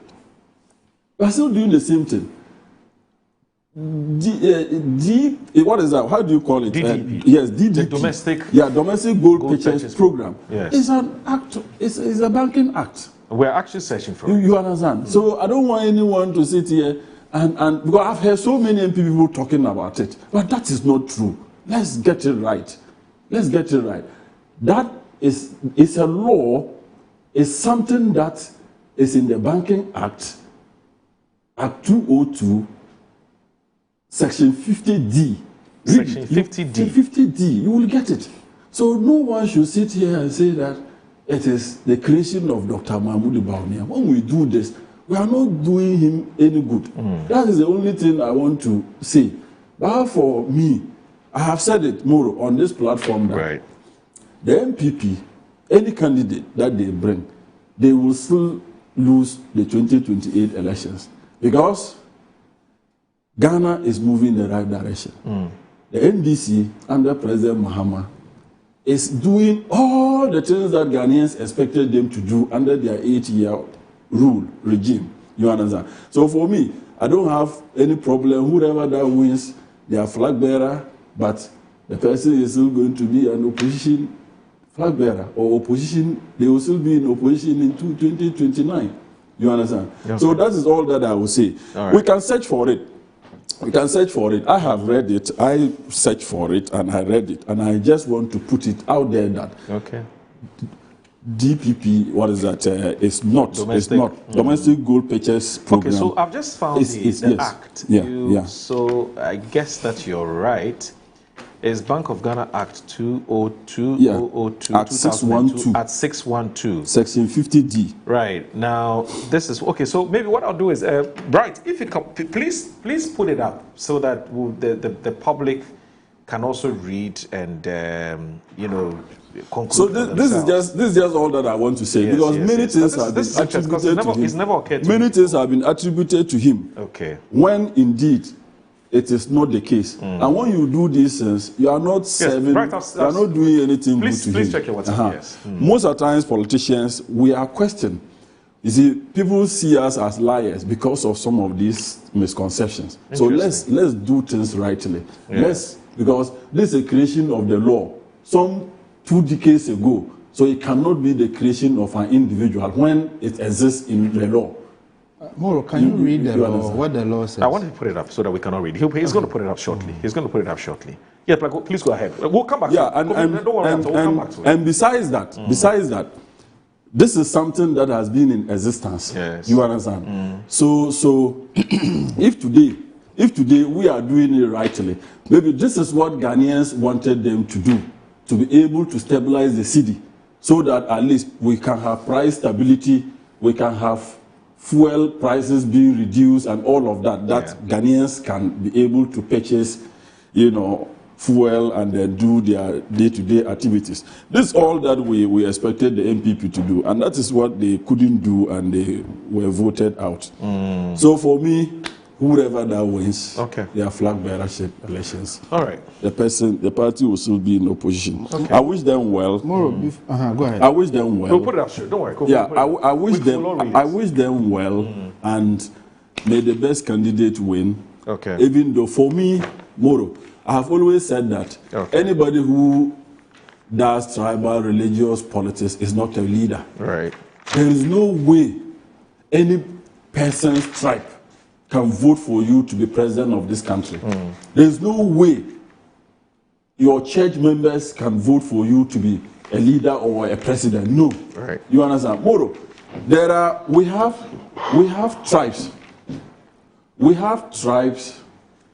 We have, what is that? There are smaller tribes. You go to a constituency, you see a smaller tribe, yet they have influence in the larger people or constituents. Okay. You understand? It happens. It happens. It's not about the numbers. But you go to a place, you go to a constituency, you will see that the smaller group is the one influencing, because they also have something that the majority of the people also need. Okay. You understand? So when you go to campaign and all your message is about is religion, tribalism, then you are not a leader. Okay. You are just somebody who is stoking fire, who can easily burn this country. And for me, I don't regard any politician who embarks on religious or tribal politics. Right. It's not something we should encourage at all. We are same people. We are one country, a secular country that we all believe in, and we've lived very well. We've fared well in this country. We've integrated very well.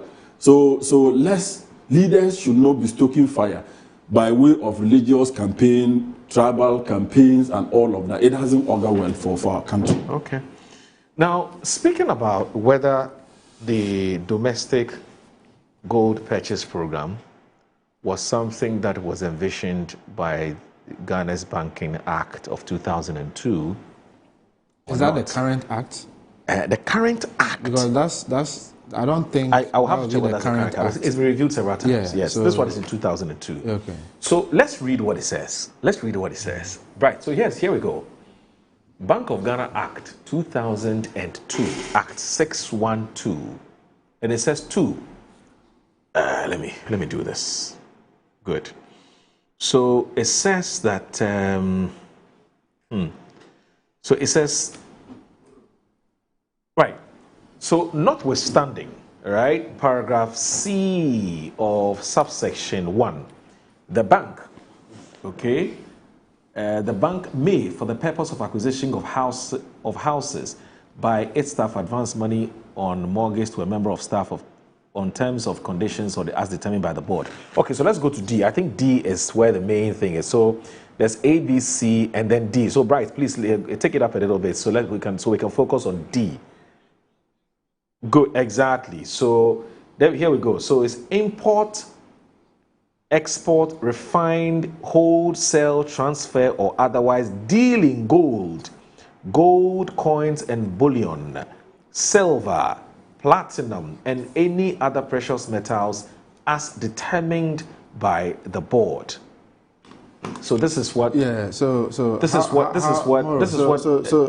referring to. This is what you're referring to. Okay. So Moro, the bank is allowed to import, export, refine, hold, sell, transfer, or otherwise deal in gold, and gold, coins and bullion, silver, platinum, and any other precious metals as determined by the board. What do you make of this? So this is actually still captured in the current act. Okay. So this is not anything new. So I thought he was going to say something new. Right. But it's captured in the current act. Yes. Now the current act is 204. Okay. Isn't it? It's 204. Yeah, so I'm saying that this aspect, the bank dealing in gold is captured in this current act. Okay. Notwithstanding that, Central Bank governor has said, in fact, when we were launching the program, he stated categorically that domestic gold purchase program, and this is where I'm coming, was initiated by Dr. Mahmoud Bawumia. In fact, when you go on to read his comment, he talks about in 1960, Ghana buying gold. But in this case, we used forex or dollars to go outside and buy gold. Okay? So Bank of Ghana buying gold is not the issue here. The issue is emphasis on domestic gold purchase program. But if the bank says you can import and export and deal in gold. Yeah. Well, if you allow me to finish, you get it. Fine. Go ahead. Bank of Ghana can buy gold, and I'm saying that as part of their own history in 1960, Ghana purchased gold, and that is why as of 2021 we had 8.7 tons. But the type of purchase they did was using dollars to buy gold outside. You mean before? That's what you mean that was what the bank was doing? Before in 1960. In the 1960s, okay. They would use dollars to buy gold outside. Import, okay. Okay. What is happening now is we are using cedis to buy gold domestically, to shore up our reserves, and to support our currency. Okay. That's the essence of the act. Oh, please. That's the essence of the act. That's the essence of the act. What are you saying? If that is the essence of the act, why did the governor himself attributed the domestic gold purchase program to Dr. Mahmoud Bawumia? Because there are two angles to it. Okay. One, actually three. One was to buy gold for oil. The other was to shore up our currency. The other was for reserves. This was the first time in our history Ghana as a government or as Bank of Ghana was buying gold domestically, and one using it either as a reserve or as a barter trade or to shore up our currency in terms of forex. Give me any evidence that Bank of Ghana was doing this. The fact that Bank of Ghana can buy gold does not mean that Bank of Ghana was doing a specific type of gold transaction. So why do you want to create the impression that Bank of Ghana in their act can buy gold? Give me evidence that Bank of Ghana was buying gold domestically and then using that gold to barter trade for oil, and then using that gold as reserves, and then using that gold as a form to shore up our currency. Give me an example. If it ever happened under your government, give me that example. Give me the transactions. Give me the history. So where is this? Look, even recently, Eric Opoku, the Greek minister, said that this gold reserves idea was President Mohammed's idea in 2016. Okay. I'm sure you've heard that. Yeah. He was on YouTube. So Eric Opoku didn't know in the Banking Act we can buy gold. Right. So what was Eric Opoku crediting Mahama for? I'm not talking about Eric Opoku. No, you are saying that buying gold and this gold for reserves idea has been in existence. And your basis for saying that is because in the act it says Bank of Ghana can deal in gold. But dealing in gold. So let's put it this way. So Moro, let's put it. Let me ask my brother. What import and export is not new, but what is new, and per what you're saying, is the decision to buy it. It's the decision to buy domestically and also reserve it. Yes, reserve it. Yeah, so we've been doing that. What? Bank of Ghana has been doing that. Doing it when? Bank of Ghana. When? So what did they buy the gold for? Tell me what Bank of Ghana buys gold for. In the past. In the past. Yeah, tell me. Why do they buy gold? Bank of Ghana buy gold. You know, they have gold reserves. First of all, hold on. Why? Until look, Gold Board purchased gold on behalf of Bank of Ghana. Yes, at the time it was PMMC. Yes. PMMC was buying. What were they buying it for? It was to show our reserves. Please. Oh, Moro, I have given you two explanations. Perhaps you are not paying attention to it. The argument is not about whether Bank of Ghana has the powers to buy gold. No. That is not the argument. Yes, that's not today. So if you come and tell me in the act, Bank of Ghana can buy gold, it's neither here nor there. Because the bank itself recognizes that even though they can buy gold, they were never doing domestic purchase of gold. They were So never then he doing poses it. the question, why did they buy the gold? Why were they buying the gold? I just told you. Let me read it to you. Give me a second. Okay. Let me read it to you. So Bank of Ghana just please. buy gold. Please, let me. For what? The reason was to. No, your question is in two why things. are you? Where did you they are buy it confusing from? For what issues. purpose? Yes. It's Yes, you are confusing So those are the issues. questions you're asking him. Let me read He it says to you. He's going to. This is give what you an answer. the Bank of Ghana governor said. Okay. The history of monetary management has revealed that while gold in the reserve cover mix was not given much weight, the managers of the economy during the 1960 to 1961 financial year took a bold decision to increase the amount of gold to be held in the cover asset mix for the cedi. That's 1960. Okay. As a result of this decision, a small amount of refined gold valued at around 3.7 million at the time was bought overseas and transported back to the bank's vault. Right. So nobody is saying that Bank of Ghana is not dealing in gold. It's like Ghana. Let me give you the Ghana card example. Nobody said Bawumia came up with Ghana card. We said that he championed Ghana card in a way that it has become meaningful. Nobody is saying Bank of Ghana cannot deal in gold. But what we are saying is that for the first time, Bank of Ghana did what we call domestic purchase of gold. Domestic purchase of gold. In this case, they were purchasing the gold overseas using dollars. But here's the other thing. But here's the other logic. Yeah. If what we read is Bank anything of to go Ghana by, if has what we read always is anything to purchased go by, gold in dollars. They've always purchased gold in cedis. Even currently. No, but he says in the past You are confusing the issues. they will convert cedis into dollars and buy it from abroad, as he's just read. Yes. They go That's in effect. overseas and But now buy the gold. the change now is that now the central bank buys the gold in cedis, not in dollars. So I that's get a that. difference. But here's the thing.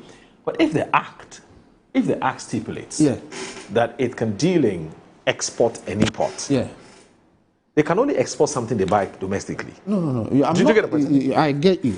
I am saying that let's grant them that there is an act that says you can do A, B, C, D. Yes.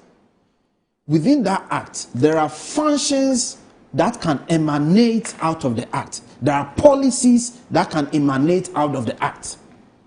And I'm saying that there is a particular or unique policy that has emanated that never existed.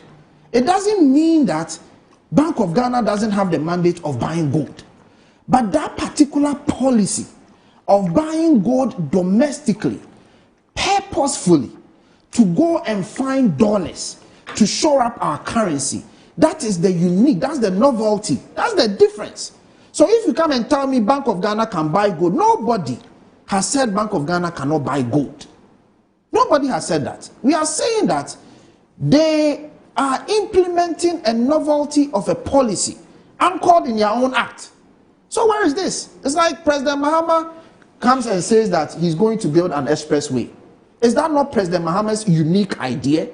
But is the President Mahama the first person to bring roads in Ghana? Absolutely not. Do you get the logic I'm making? Okay. So the fact that road construction exists in Ghana does not mean President Mahama cannot come up with a new road project. Okay. The act, yes, gives them a mandate to purchase gold. But it stands to reason that in the first of our history, which the bank itself has acknowledged, that 2021 was the first time we purchased gold domestically, purposefully, to attain currency stability, to shore up our efforts, and to use it as a butter for specific petroleum product. Fact, you can't change it. What did you achieve in 2021? What did we achieve in terms of what? Moro, All I'm No, trying at to least say we've put to bed your propaganda. I'm coming. No, no, we've no. put to No, bed no, no. your attempt You- to obfuscate the fact. no, We've no. put that to bed. You cannot change that fact. No. What I'm Look, trying to say is that even Joy News has had reasons, okay, to go and do a fact check on who initiated the domestic gold purchase program. Go and read. Okay. Please, that debate is dead and gone. It's not dead. It's not dead. What I'm trying to let you know. No, I'm not starting any new It's dead debate. and gone. I'm just telling you. Now bring your second debate. I'm just telling you. Bring your second debate. I'm just telling you. Yeah, bring your second debate. My brother. Bring your second debate. What is the essence of the act in the Bank of Ghana Act? What is the essence of it? The essence. Why do we buy gold? Yes, no problem. For what purpose? To reserve, no problem. To just reserve. Support the currency, etc. So how is it a novelty? But I've explained it to you. How is it a novelty? I've explained it to you. It's not a novelty. It's just that I'm coming. You said you champion it. Yeah. What did you achieve? You see, it is based on this same act. Moro, it is based on this same act, okay, that the gold board was created. Do you understand? So it is in the law. That is the point that I'm making. It is in the law. It is based on this same act. You cannot just come and say that, what is that? We're Bank of Ghana or we are buying gold domestically. Bank of Ghana has been buying gold domestically. And the purpose is to show our reserve, to stabilize our city. So I don't think that Bank of Ghana has so much money that they just buy gold for nothing. They've been buying gold for a purpose. And it's not today that they started buying gold. That's the point that I'm making.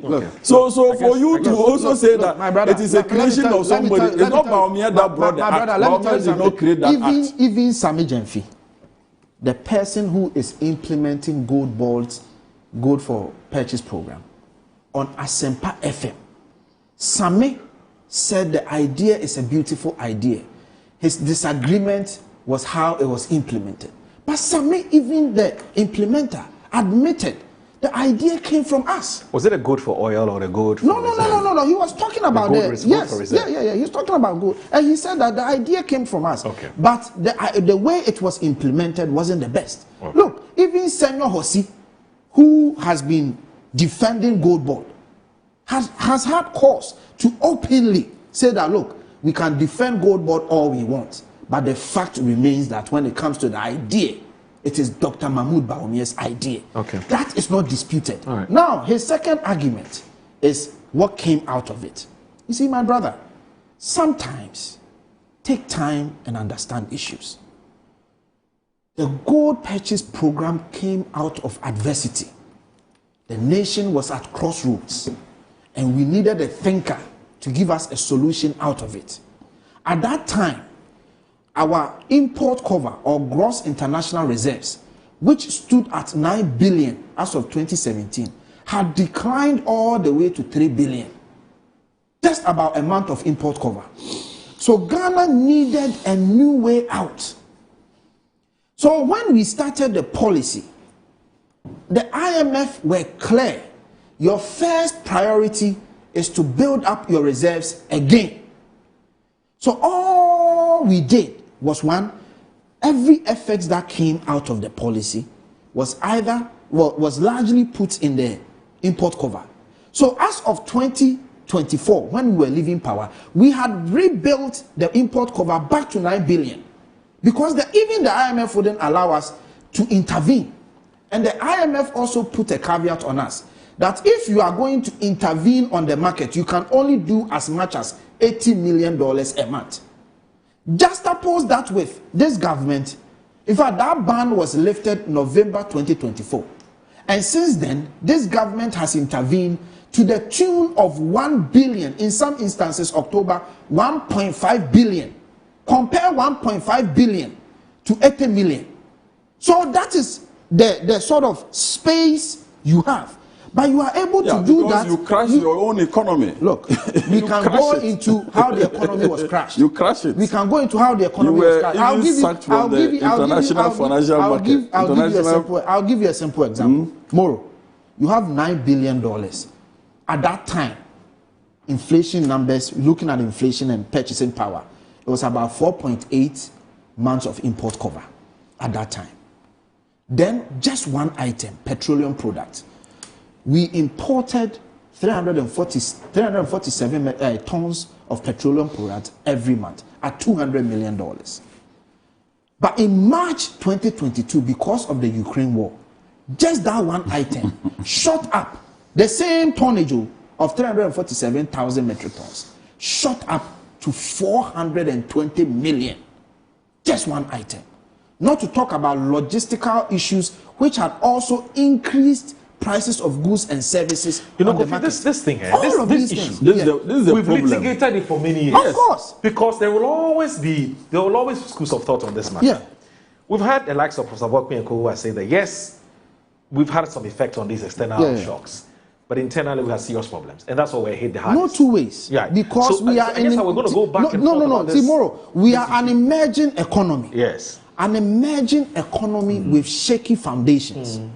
As of the time that all these twin problems hit Ghana, these twin exogenous problems hit Ghana, we were still an emerging economy coming out of issues. For example, we were just coming out of inflation of 16-point-something%, and we're just entering single-digit inflation. You see, when we do this, when we do this, Kofi, what we're saying is that, oh my God, you see, then the government is then saying that, as for us, we did everything right. No, I'm not saying that. But I have sat here. We must also acknowledge that there were certain things that we didn't do right. Moro, be fair to me. Because be fair to me, but I was the first person this morning to admit here on air that MPP we didn't get everything right. I was the first person, so I'm not shielding the government. I am just telling you. The truth is that we didn't even, MPP didn't need to get it 100%. No government will get it 100%. We are in power. We won't get it 100%. But there are certain leadership commitment that the Ghanaian want from us. And that is what we are doing. We are walking our talk. You understand? Okay. You can't get it 100%. No. You understand? All that I'm trying to say is that, bro. Before you put all of that in perspective for us in terms of what you want to say, let's also hear what our business men and women who are sponsoring the program, what they also have to say before I come back to you. So please stay with us.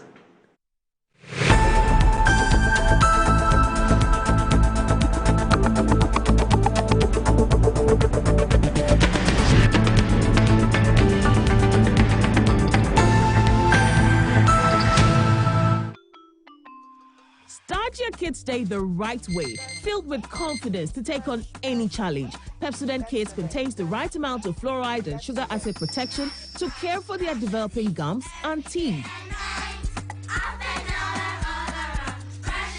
Grab either orange or strawberry so they brush with the sweet flavor they love morning and evening. Pepsodent Kids, giving your children a bright smile for a brighter future. Being respectful and polite is good, but is it enough? Our world could be a better place if more people stayed curious and were not afraid of trying. These are important values for children to learn because no matter what surprises the future brings, curious, confident kids will change our world. Nido is specially formulated with iron, vitamin C and A. Nido, your love, their future. This advert is FDA approved.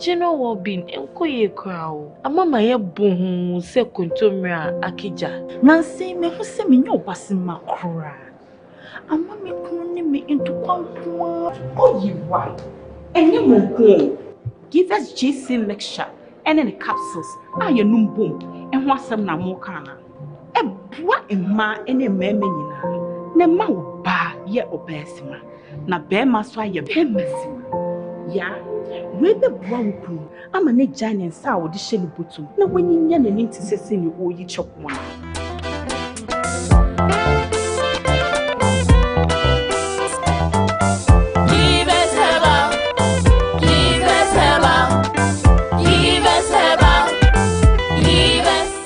Reverse BC mixture and then a capsule. Achisa. A painful battle one more menu for one and Kwada when if you do me a Achisa. Wabedum, Tamasu. Hey, J. Watch it, na learning. Missy, watch and learn. Makwema besisia. Abozing. I can say no ya konati and the more drink woman. Hey, but I didn't mean. Oh, sorry. She knew her old dish. Eddie, Dabio, baby womb. Ready? Hey, baby womb. Ah, Eddie. I'll cause some discomfort. Ah. Sorry, well, uncle, where would I die? Why your funeral? Say a pessary insecticide GB at a user. Co pharmacy in a shop biamu. Na mum say a pharmacy supermarket and a shop ra. Na repedudu to a cotonwa. On for Royal Dutch and our Aerofield Trading. FE spray with Daimwa. Change.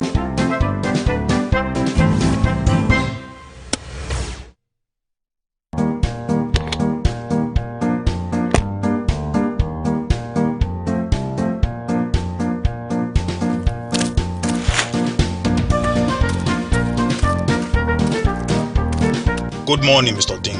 Good morning, Ejako. And why do you keep staring at my rubbish container? I'm surprised you're still using a bin without a cover. You know it can cause a mess. My bin is just fine. Look, there is no leakage, still solid and robust. If you will excuse me, I have work to do.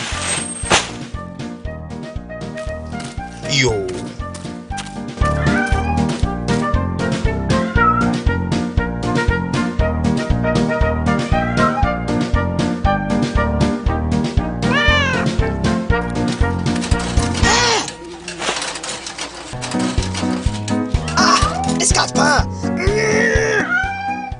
Dustbins are a great way of keeping trash off the streets and homes. However, the use of bins without fitting covers poses a challenge with stench from rotten items, flies, and scavengers. Keep the environment clean and healthy. Get dustbins with fitting covers.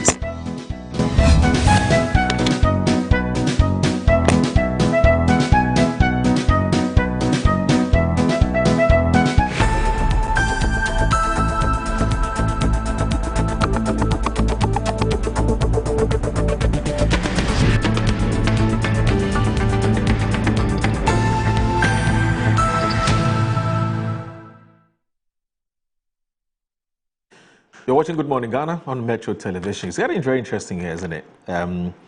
Cletus drew attention to the Banking Act 612D. That talks about the mandate of the central bank, which is to deal in gold, buy, sell, hold, etc., etc. And said that the whole idea of dealing in gold by the central bank is not something that's novel. And so the adherents or supporters of Dr. Mahmoud Bawumia and Mahmoud Bawumia himself should stop saying that he's the architect of that idea. Then Kofi Tonto came to say, yes, he acknowledges that the Banking Act tasked the central bank to do that, but the central bank was not doing it. Post-1960, they stopped. And so he had to take Dr. Mahmoud Bawumia to say, look, the central bank has not been doing it. And even if I look at how they used to do it, it was wrong. Rather buy the gold domestically and do three things. Save some, sell some, and the rest use that to purchase oil. That's where Kofi Tonto is coming from, and that's to make a difference between what used to pertain in the past or what used to be in the past and what pertains today. I think we should make progress because we spend too much time on this. Because the government is 1 year old. President Mohammed's government is 1 year old, and we need to look at the ups and downs of it. If we're going to spend too much time on this, we can move on. I think we should move on. I think I've captured everything. No, you've done it perfectly. Really? You are an editor, right? You've done it well. Well, really trained me. Kofi Tonto. Yes, sir. Anyway, so the Ghanaian Times this morning says that, that's on page 12. President Mahama renews vows to Ghanaians, promises ethical leadership at all levels. Now, Julius Yao Petiti. There's reports that President John Dramani Mahama has renewed his vow to Ghanaians with a new pledge to deliver ethical leadership at all levels of governance at a non-denominational Thanksgiving service at the presidency in Accra yesterday. To mark his 1 year in office, President Mahama assured the citizenry of his resolve to deepen the reforms started so far that have turned the economy around. And I quote him, "We commit to ethical leadership, service over self, governance anchored in integrity, competence, and compassion. We commit to listening to the voice of the vulnerable, our youth and those who feel excluded, and to the unity of our nation, knowing that Ghana's strength has always come from our ability to rise above division and work together for the common good," he assured. According to President Mahama, over the past 1 year, difficult decisions have been taken to lay the foundation that may not yet be visible, but necessary for the sustainable progress of the country. The administration emphasized had prioritized economic stabilization, institutional reform, social protection, and the restoration of confidence both locally and internationally. However, he acknowledged that the years ahead would demand even more and test citizens' resolve, patience, and discipline, because the work we have begun is far from finished. It also offers us the opportunity to deepen the reforms we started, to accelerate our growth and ensure that development and progress touches every part of our country. Let us move forward with humility, lead with empathy, and govern with courage. Let's never forget that leadership is stewardship, temporary and fleeting. Authority is a fleeting trust held on behalf of the people. Sedu, yes, good call. It's temporary, it's fleeting. You get a position, don't think you're going to be there forever. Yeah, I let me commend His Excellency President Mahama for his leadership, exemplary, leadership of humility, leadership of service to the people, his commitment to making the Ghana that we all want. Yeah. I would want to commend him, and I've always said this around this platform that even if you are the most powerful leader in the world and you walk into Nima market freely, the people of Nima will still know that you are the most powerful person.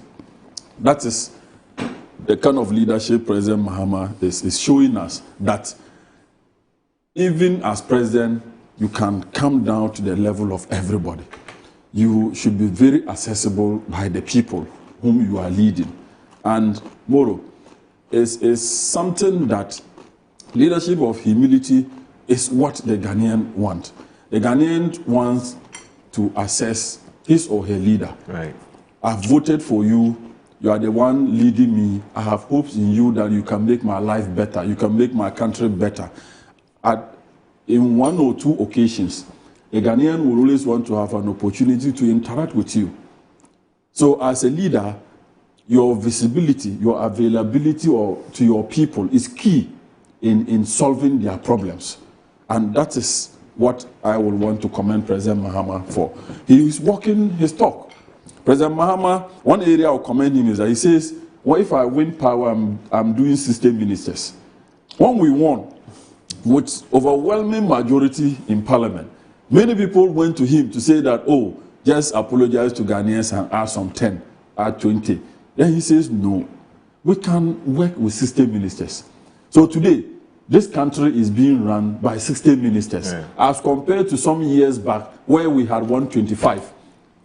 If you want to juxtapose, if you want to compare what we are achieving today and when we had 125, it tells you that we can actually run this country with 60 ministers, and that's exactly what he is doing. You understand? Amoro, when he did his appointment, I have attended many of the swearing-ins because of some friends who were appointed and all of that.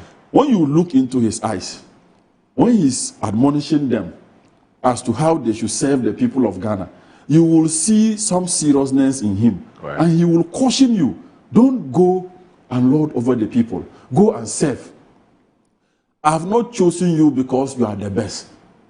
It's just because I have to pick you from a lot. But it doesn't mean that you are the best. We have so many talents in the NDC and in Ghana that I could have chosen, but you have the opportunity. Go and serve the people. Don't go and dip your hand in any corruption. If you go and do anything untoward, I will subject you to investigations and prosecution. He has always said that. And I can see many of his appointees, the ministers, they are actually, yielding, they are listening to him. And that is why we ended the year without a scandal. And my brothers wanted to bring this 214 million gold scandal. They wanted to create it and say that it has happened. It's a scandal. You understand? But so far, check. Which minister got himself involved in any scandal in the whole of the 2025? And that is a novelty. It's not common.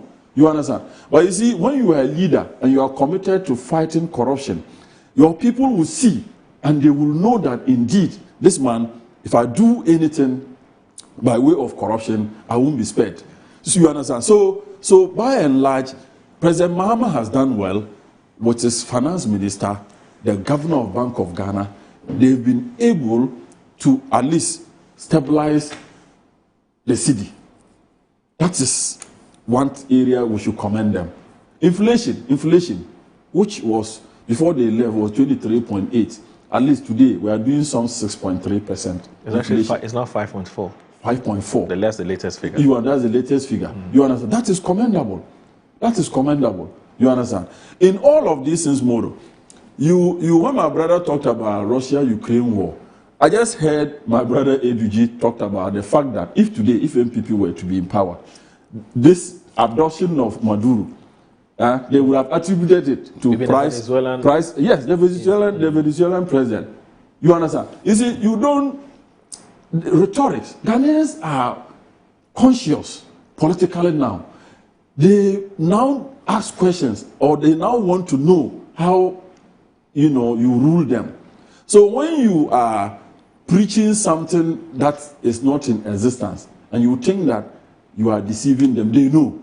So that's where they will vote you out. But if COVID has hit them, yes, and Ukraine-Russia war has also hit them, yes, why shouldn't they talk about it? They said it's impacted on the economy. What I'm saying is that we don't dispute that, but that is why you are a leader. Right.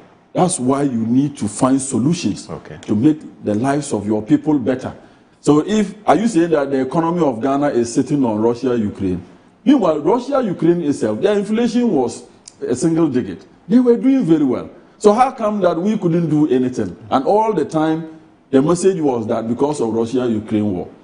You understand? That's the point that I'm making. All right. So for me, President Mahama has walked the talk. The reset agenda is on course. We still have, a lot to do for the Ghanaian in this 2026. That is anchored in our budget, the 2026 budget. In education, we are doing so well. In health, if we check the National Health Insurance, scheme, the fund that was capped is been on cap. Get fund is on cap. Common fund is on cap. All these statutory funds I talked about, even Get fund at a point was mortgaged for loan. You understand? So Get fund could not actually support our educational needs as expected. Today, 2026, Get fund is doing almost 10 billion, 9.9 or 9.6 billion in 2026 alone. Health insurance is doing some 9.3 billion because the fund is on cap. Hitherto, they were just doing some 2-point-something billion because part of the monies were being channeled into consolidated fund for other uses that we cannot even tell what it was used for. So we are walking the talk, and I've said it more. When did you hear service providers for health insurance saying that they are laying their tools? No, you won't hear. It's a thing of the past. You understand? When did you hear senior high headmasters saying that there's no food to feed our students? No, it's a thing of the past. We are walking the talk, Moro. Okay. Fuel prices, very stable.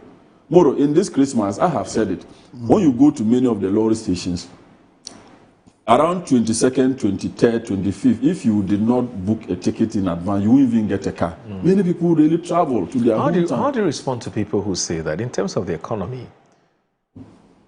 the usually first years of a new president comes with a lot of goodwill, and so the economy tends to do well first year until they hit second year, third year. So what is happening to this government is not entirely, of course, you've done better, no doubt about it, but it's not entirely new to be enjoying the kind of honeymoon and the kind of goodwill that you're enjoying for now. Moro, we don't even look at it as honeymoon. We are not even looking at honeymoon. We don't even want to consider that as honeymoon. We just want more. Why? If you are able to stabilize the city, how is that a goodwill? Right. It's real. You understand? It's real. It's not fake. We are not faking that the inflation is not 5.4. Sorry, you're enjoying goodwill as in Ghanaians are happy with you. That's the point I'm trying to make. So I'm saying that Ghanaians are they are happy with us for a reason. Okay. Because we are doing the job that they want us to do. The job that our opponents couldn't do is what we are doing. Okay. So Ghanaians naturally will be happy. Can you sustain it this year? Very possible. We will. We will. Let's watch. We are in this country. We are in this country. The real test is from the second and third Yes. year. You watch as the days go by. Watch. So you're going to promise us that this year there won't be any scandal? Oh, well, I'm not a prophet. Okay. You understand? I'm not God. I'm saying that even if there is a scandal, the manner in which President Mahama will handle it will be so different. Right. And that is the reason why we didn't record any scandal in 2025 in our first year or in his first year as president of this country, because everybody knows that President Mahama won't shield you. Yeah. President Mahama will not protect you if you do anything, by way of corruption. That is the point that I am making. For goodwill, Moro, you will enjoy goodwill even when you are not doing very well. But in this case, we are doing very well. You understand? We are doing very well. For instance, I'm a member of parliament. Then I'm just not doing anything and depending on goodwill. No, you cannot get it like that. Okay. You see, you have to be doing something. Like I said, Ghanaians said that we were buying dollar at 17, 16. Now we are not buying it at 17. So we are saving a lot. The business community. Where are you buying dollars? Oh, you people. No. Coffee, no. Stop that propaganda. Where were you buying dollars? Coffee, I'll show you. Why? Coffee, so we never bought dollar at 17. Tell me where you bought dollar at 17. Coffee, we did. Why? Why? You haven't heard that? You yourself, you bought dollar at 17. I'll be quiet, allowing you to I go. know. Not to pass. Coffee, you listen. You listen. Yes. Stop it. Kobe was busily writing the head at 17. Now he stopped. Coffee, but you know we bought dollar at 17. Where did you buy it, Clet? Coffee, in this country. In this country, 16, 17, 16. Coffee, we bought fuel. Look at fuel. A liter of fuel, Coffee. You know, a liter of fuel at a point was even, it was 24 point something. Diesel. That was diesel. Diesel that got to 23. Yeah. You understand? Yeah. Today, diesel. A liter of diesel is around 11. You are come, don't worry. You understand? It's around 11. So you can imagine from 24 to 11. We fared well. We did well. We didn't leave it at 24. I know. So what are you talking about? But it went to 24 under your watch. But did we leave it at 24? Where did you leave it? Is that we left at 14? No. For diesel was 14. No. And petrol was 13. You were 16. You left it at 16. You left it at 16. So what I'm trying to say. You won't let me also talk. No, bring it on. Moro, don't do this to me. Last time, that's what you did. All that I want to say is that Moro, we have kept faith with the Ghanaian populace. The Ghanaian just didn't vote. The 1.7 million difference. Right. People that voted in addition or extra to make President Mahama a president and to give us overwhelming majority in parliament. Okay. They didn't make a mistake. All right. By our performance. So far, so good. So far, so good. Okay. We fared very well. Okay. Kudos to President Mahama and his team, the finance minister, all the ministers so far, they've conducted themselves well. You know, Kofi, except yes. I will add that they should be very accessible to the populace. Okay. I'm not talking of NDC. No, you are talking about delegates. They are crying. Massa, don't make it populist. You are talking about your party people. They are crying. No, I will not. They make it everybody. I will not. It's everybody. Because they are in there to serve the Ghanaian. You understand? Once you form a government, the code. Once you form a government, if my brother Kofi goes to any ministry, they should give him access. No. He's a Ghanaian first. He pays tax. So I'm not referring to NDC members. I'm just saying that he's asked a very important question. He says, whereas the generality of the broader masses, of course, the polls show, this is not even an opinion. And we've seen the Global Info Analytics says close to 70% of Ghanaians endorse what President Mahama is doing. He said it's on track. But how about your party people? Oh, Moro, I don't dispute the fact that, you see, we are forming a government. Right. Okay.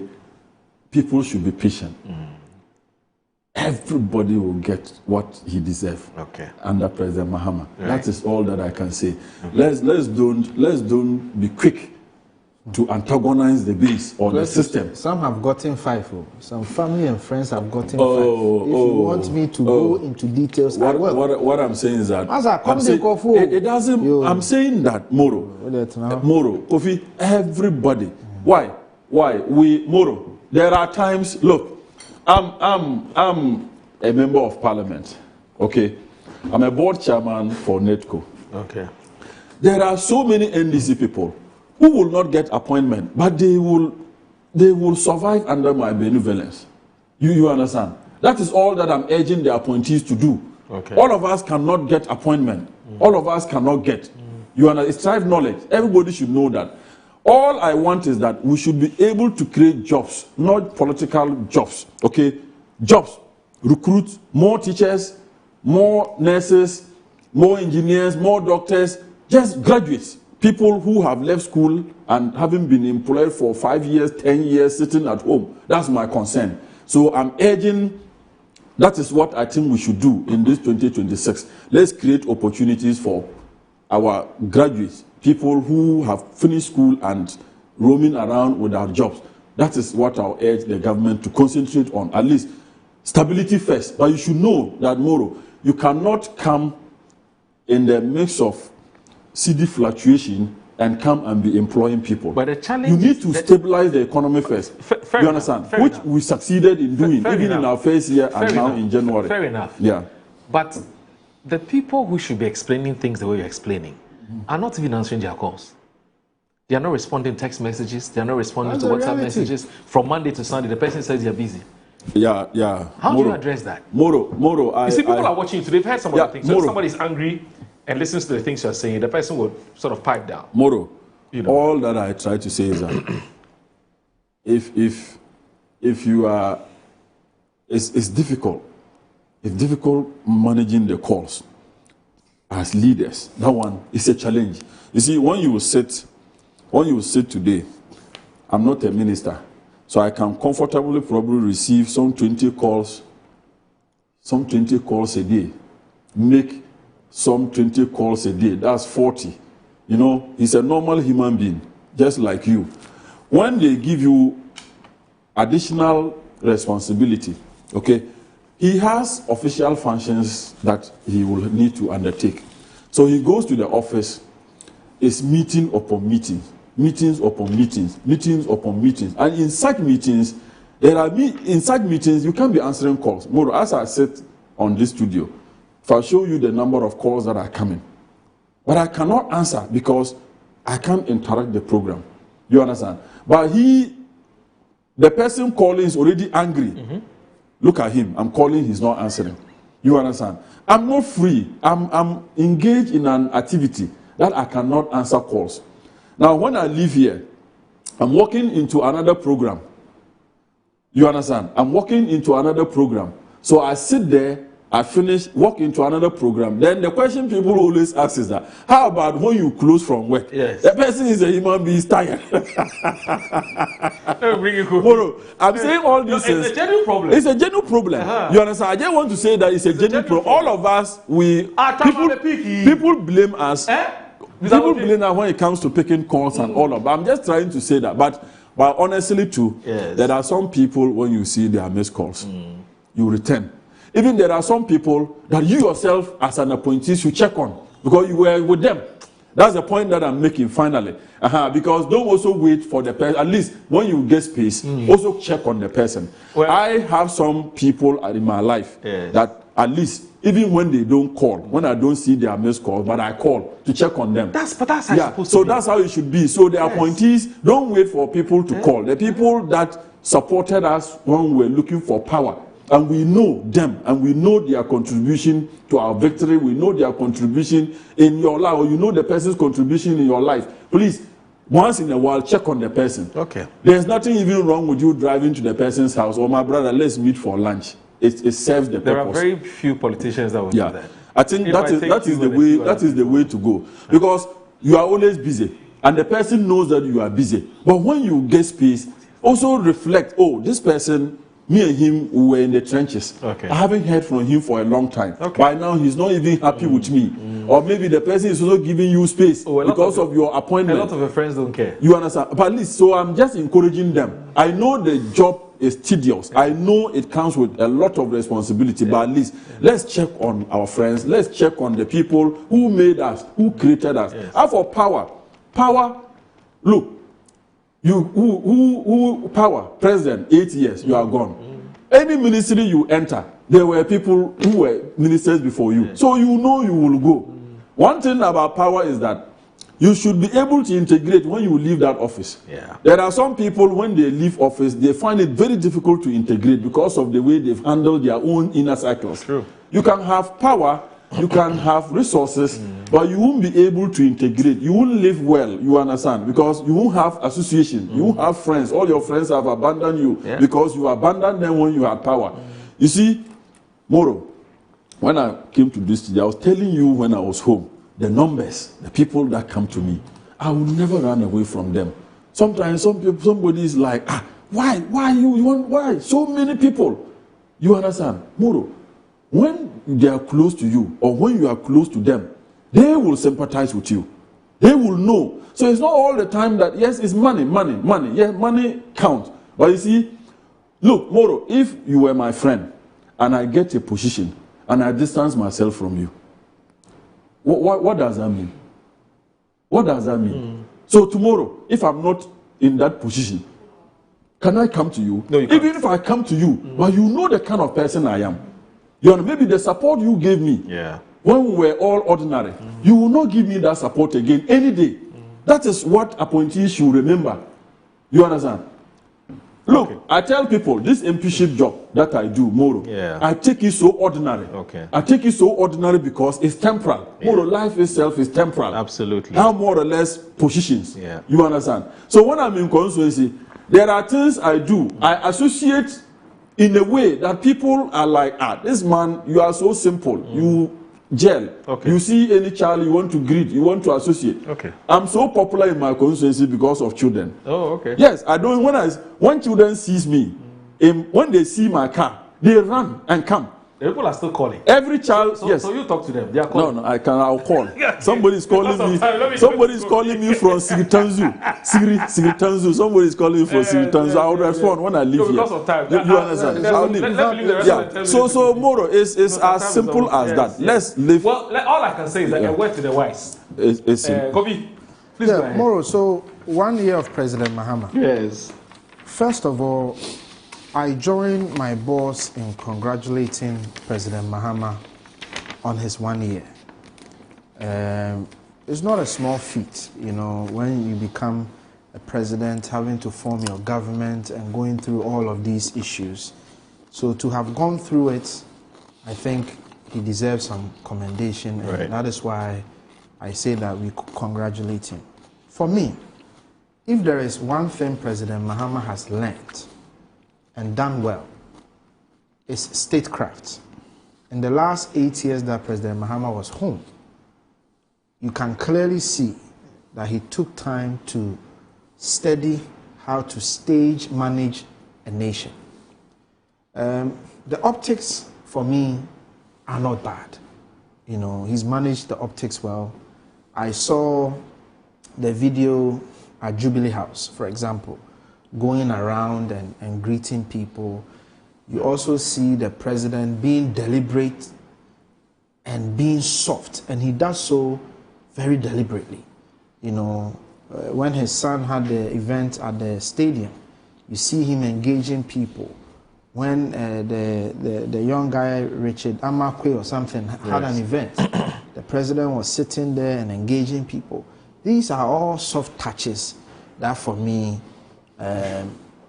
are in the good books of the president, you know, and I think he's done well managing the optics. On the economy, whereas we have some challenges as to how things are being done and the sustainability of it, as it stands, the dollar is 10 cedis and 95 pesos. As long as it offers some reprieve for some people, Fine, it's good. There's no issues there. We've raised issues of sustainability. Yeah. How long are you going to keep pumping $1 billion every month? IMF has raised issues. But nevertheless, it's okay. People are happy. I don't have any issues with it. So I think it's a plus for him. On inflation, I mean, as you said, it's come down to 5.4%. That's also a plus for him. Some of us have issues, largely because if you've pumped over $100 billion cedis on gold purchase alone, that's enough excess liquidity in the system. So if you have that much liquidity in the system, then usually when you have so much liquidity chasing goods and services, inflation will rise. Somehow inflation is rather going down. It leaves a lot to be desired, but we'll leave it as it is. Right. I think if there are any, manipulative things going on, eventually we'll find out. But as it stands, we'll give it to them as a credit. Okay. So these are things that I think the president has done well on them. I don't have any issues. Look, Moro, I've said, and let me repeat, I wish President Mahama well. I want President Mahama to succeed. I want the NDC to succeed, because we do not, as a political party, wish or we do not need President Mahama to fail before we come back to power. Because we believe strongly that Ghanaians are far nuanced in understanding and in thinking that even if President Mahama succeeds, their decision for the next president will be one who has the most superior ideas and one that they feel can take the nation forward. So we don't have to wish President Mahama bad luck. We don't have to wish him to fail or anything like that. We want him to succeed for the betterment of all of us. If things go well, I benefit. You benefit. All of us benefit. Yeah. But there are some things that we ought to correct. Look, for example, you spoke about petrol. As I speak to you, crude is $56 a barrel today. Okay? At the time crude, petrol went to 17 cedis in Ghana here.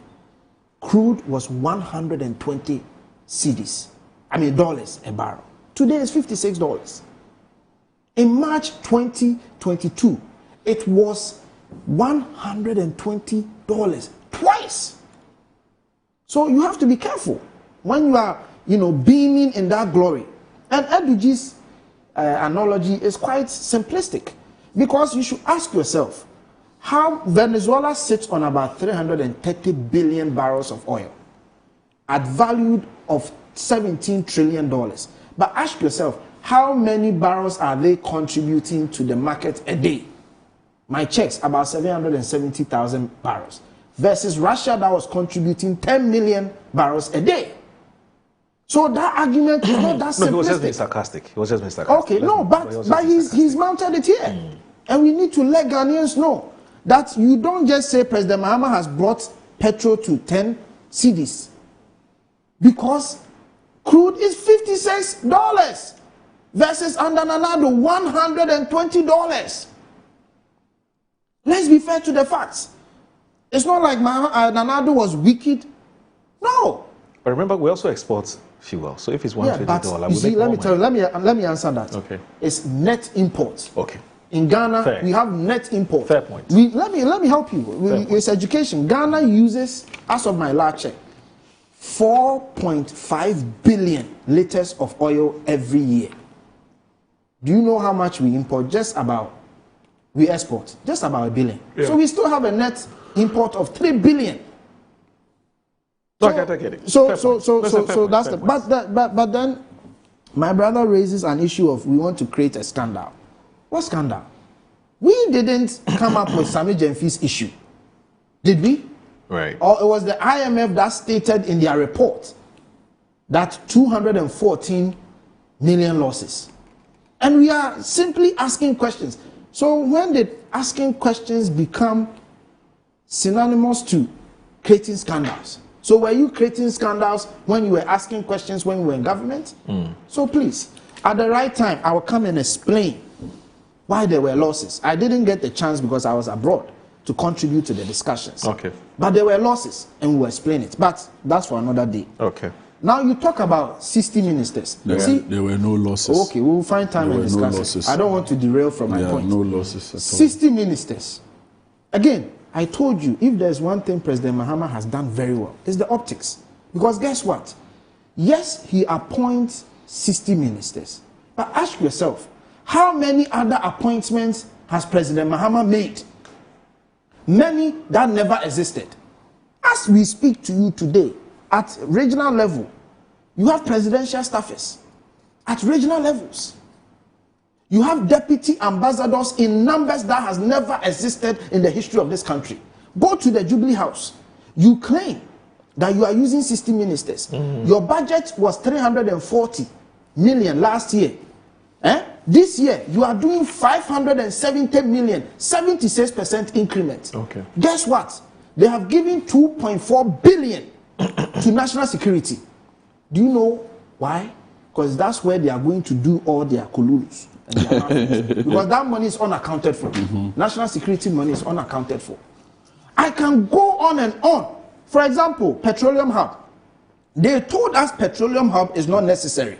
But guess what? You have appointed 3 people at Petroleum Hub. School feeding. You have appointed even district coordinators. So don't come and tell me about 60 minutes. It's optics. The substance is how much is it costing? You haven't appointed. Go and check. Go and check. Go and check. So the point I am making to you is that you can appoint 60 ministers. But how many have you padded that you are hiding from God? Moro, please don't stop me. Please. Now let's come to, you talk about what? This year, Moro, not a single nurse will be hired. Okay. Not one human being will be hired. You didn't pay nurses for 12 months. 12 months. Teachers, you are still owing teachers 10 months of allowance. Please, don't even go there. Now let's talk about President Mahama's first year. You started your year with violence. A time is almost up. Oh, how? He spoke for 25 minutes. I know. No, I didn't speak. You started your year with violence. Apart from that, 35,000 Ghanaians who equally deserve to be employed. You sacked them. The chief of staff wrote a letter, sack them. They are not Ghanaians enough. You come and sit here and say what? This is the Ghana you have bequeathed to us in the last 1 year. But you see, you are talking about goodwill. Afrobarometer puts your goodwill at 68%. Now those first year was 80%. Time will come.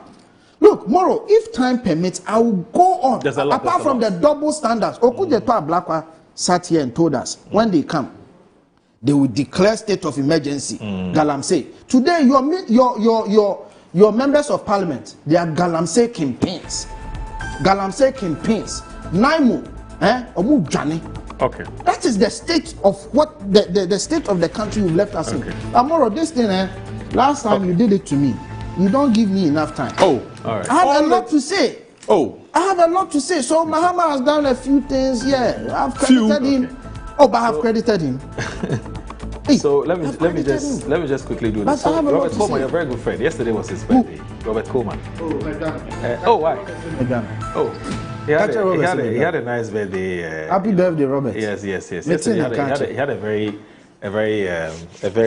nice event at his house yesterday. It was a good one. Yes, Robert Coleman, happy belated 50th. You are able to fill your tongue, And also, I have just a minute to do this. Now, Dennis Carter says, good morning. Please tell Kofi crude oil price was not $120 in 2022. He should check his facts right. And then this one here from Reverend. You should tell us the price. Yes. Now, yes. And okay. Today is also Rashid Computer. Tanko Musa. Yes, today is his birthday. He turns 50 today. No, he's not a fake doctor. He's the chief executive of himself. The fake doctor. He's not. Yes. Rashid, you didn't put up his picture today. Yes, that's the man. He's 50 today. He's 50 today. Anyway, so finally, Michael says, if an entity has been granted the authority to export, it logically follows that they should also be permitted to purchase locally. Note that Ghana has one of the largest gold deposits in the world. It's part of the Bank of Ghana's mandate to import and export. Ultimately, while the law enables the activities, it's up to the executive branch to bring it to life. That's the role of government. After all, and yes, it's a solid initiative, productive and potentially very profitable, but is it truly novel? That's debatable. Note as well, bro, that DMB worked with Bank of Ghana, so he understood what it needed to be done per the enablement of the law. Thanks for watching Good Morning Ghana, and see you same time tomorrow, inshallah. Bye-bye.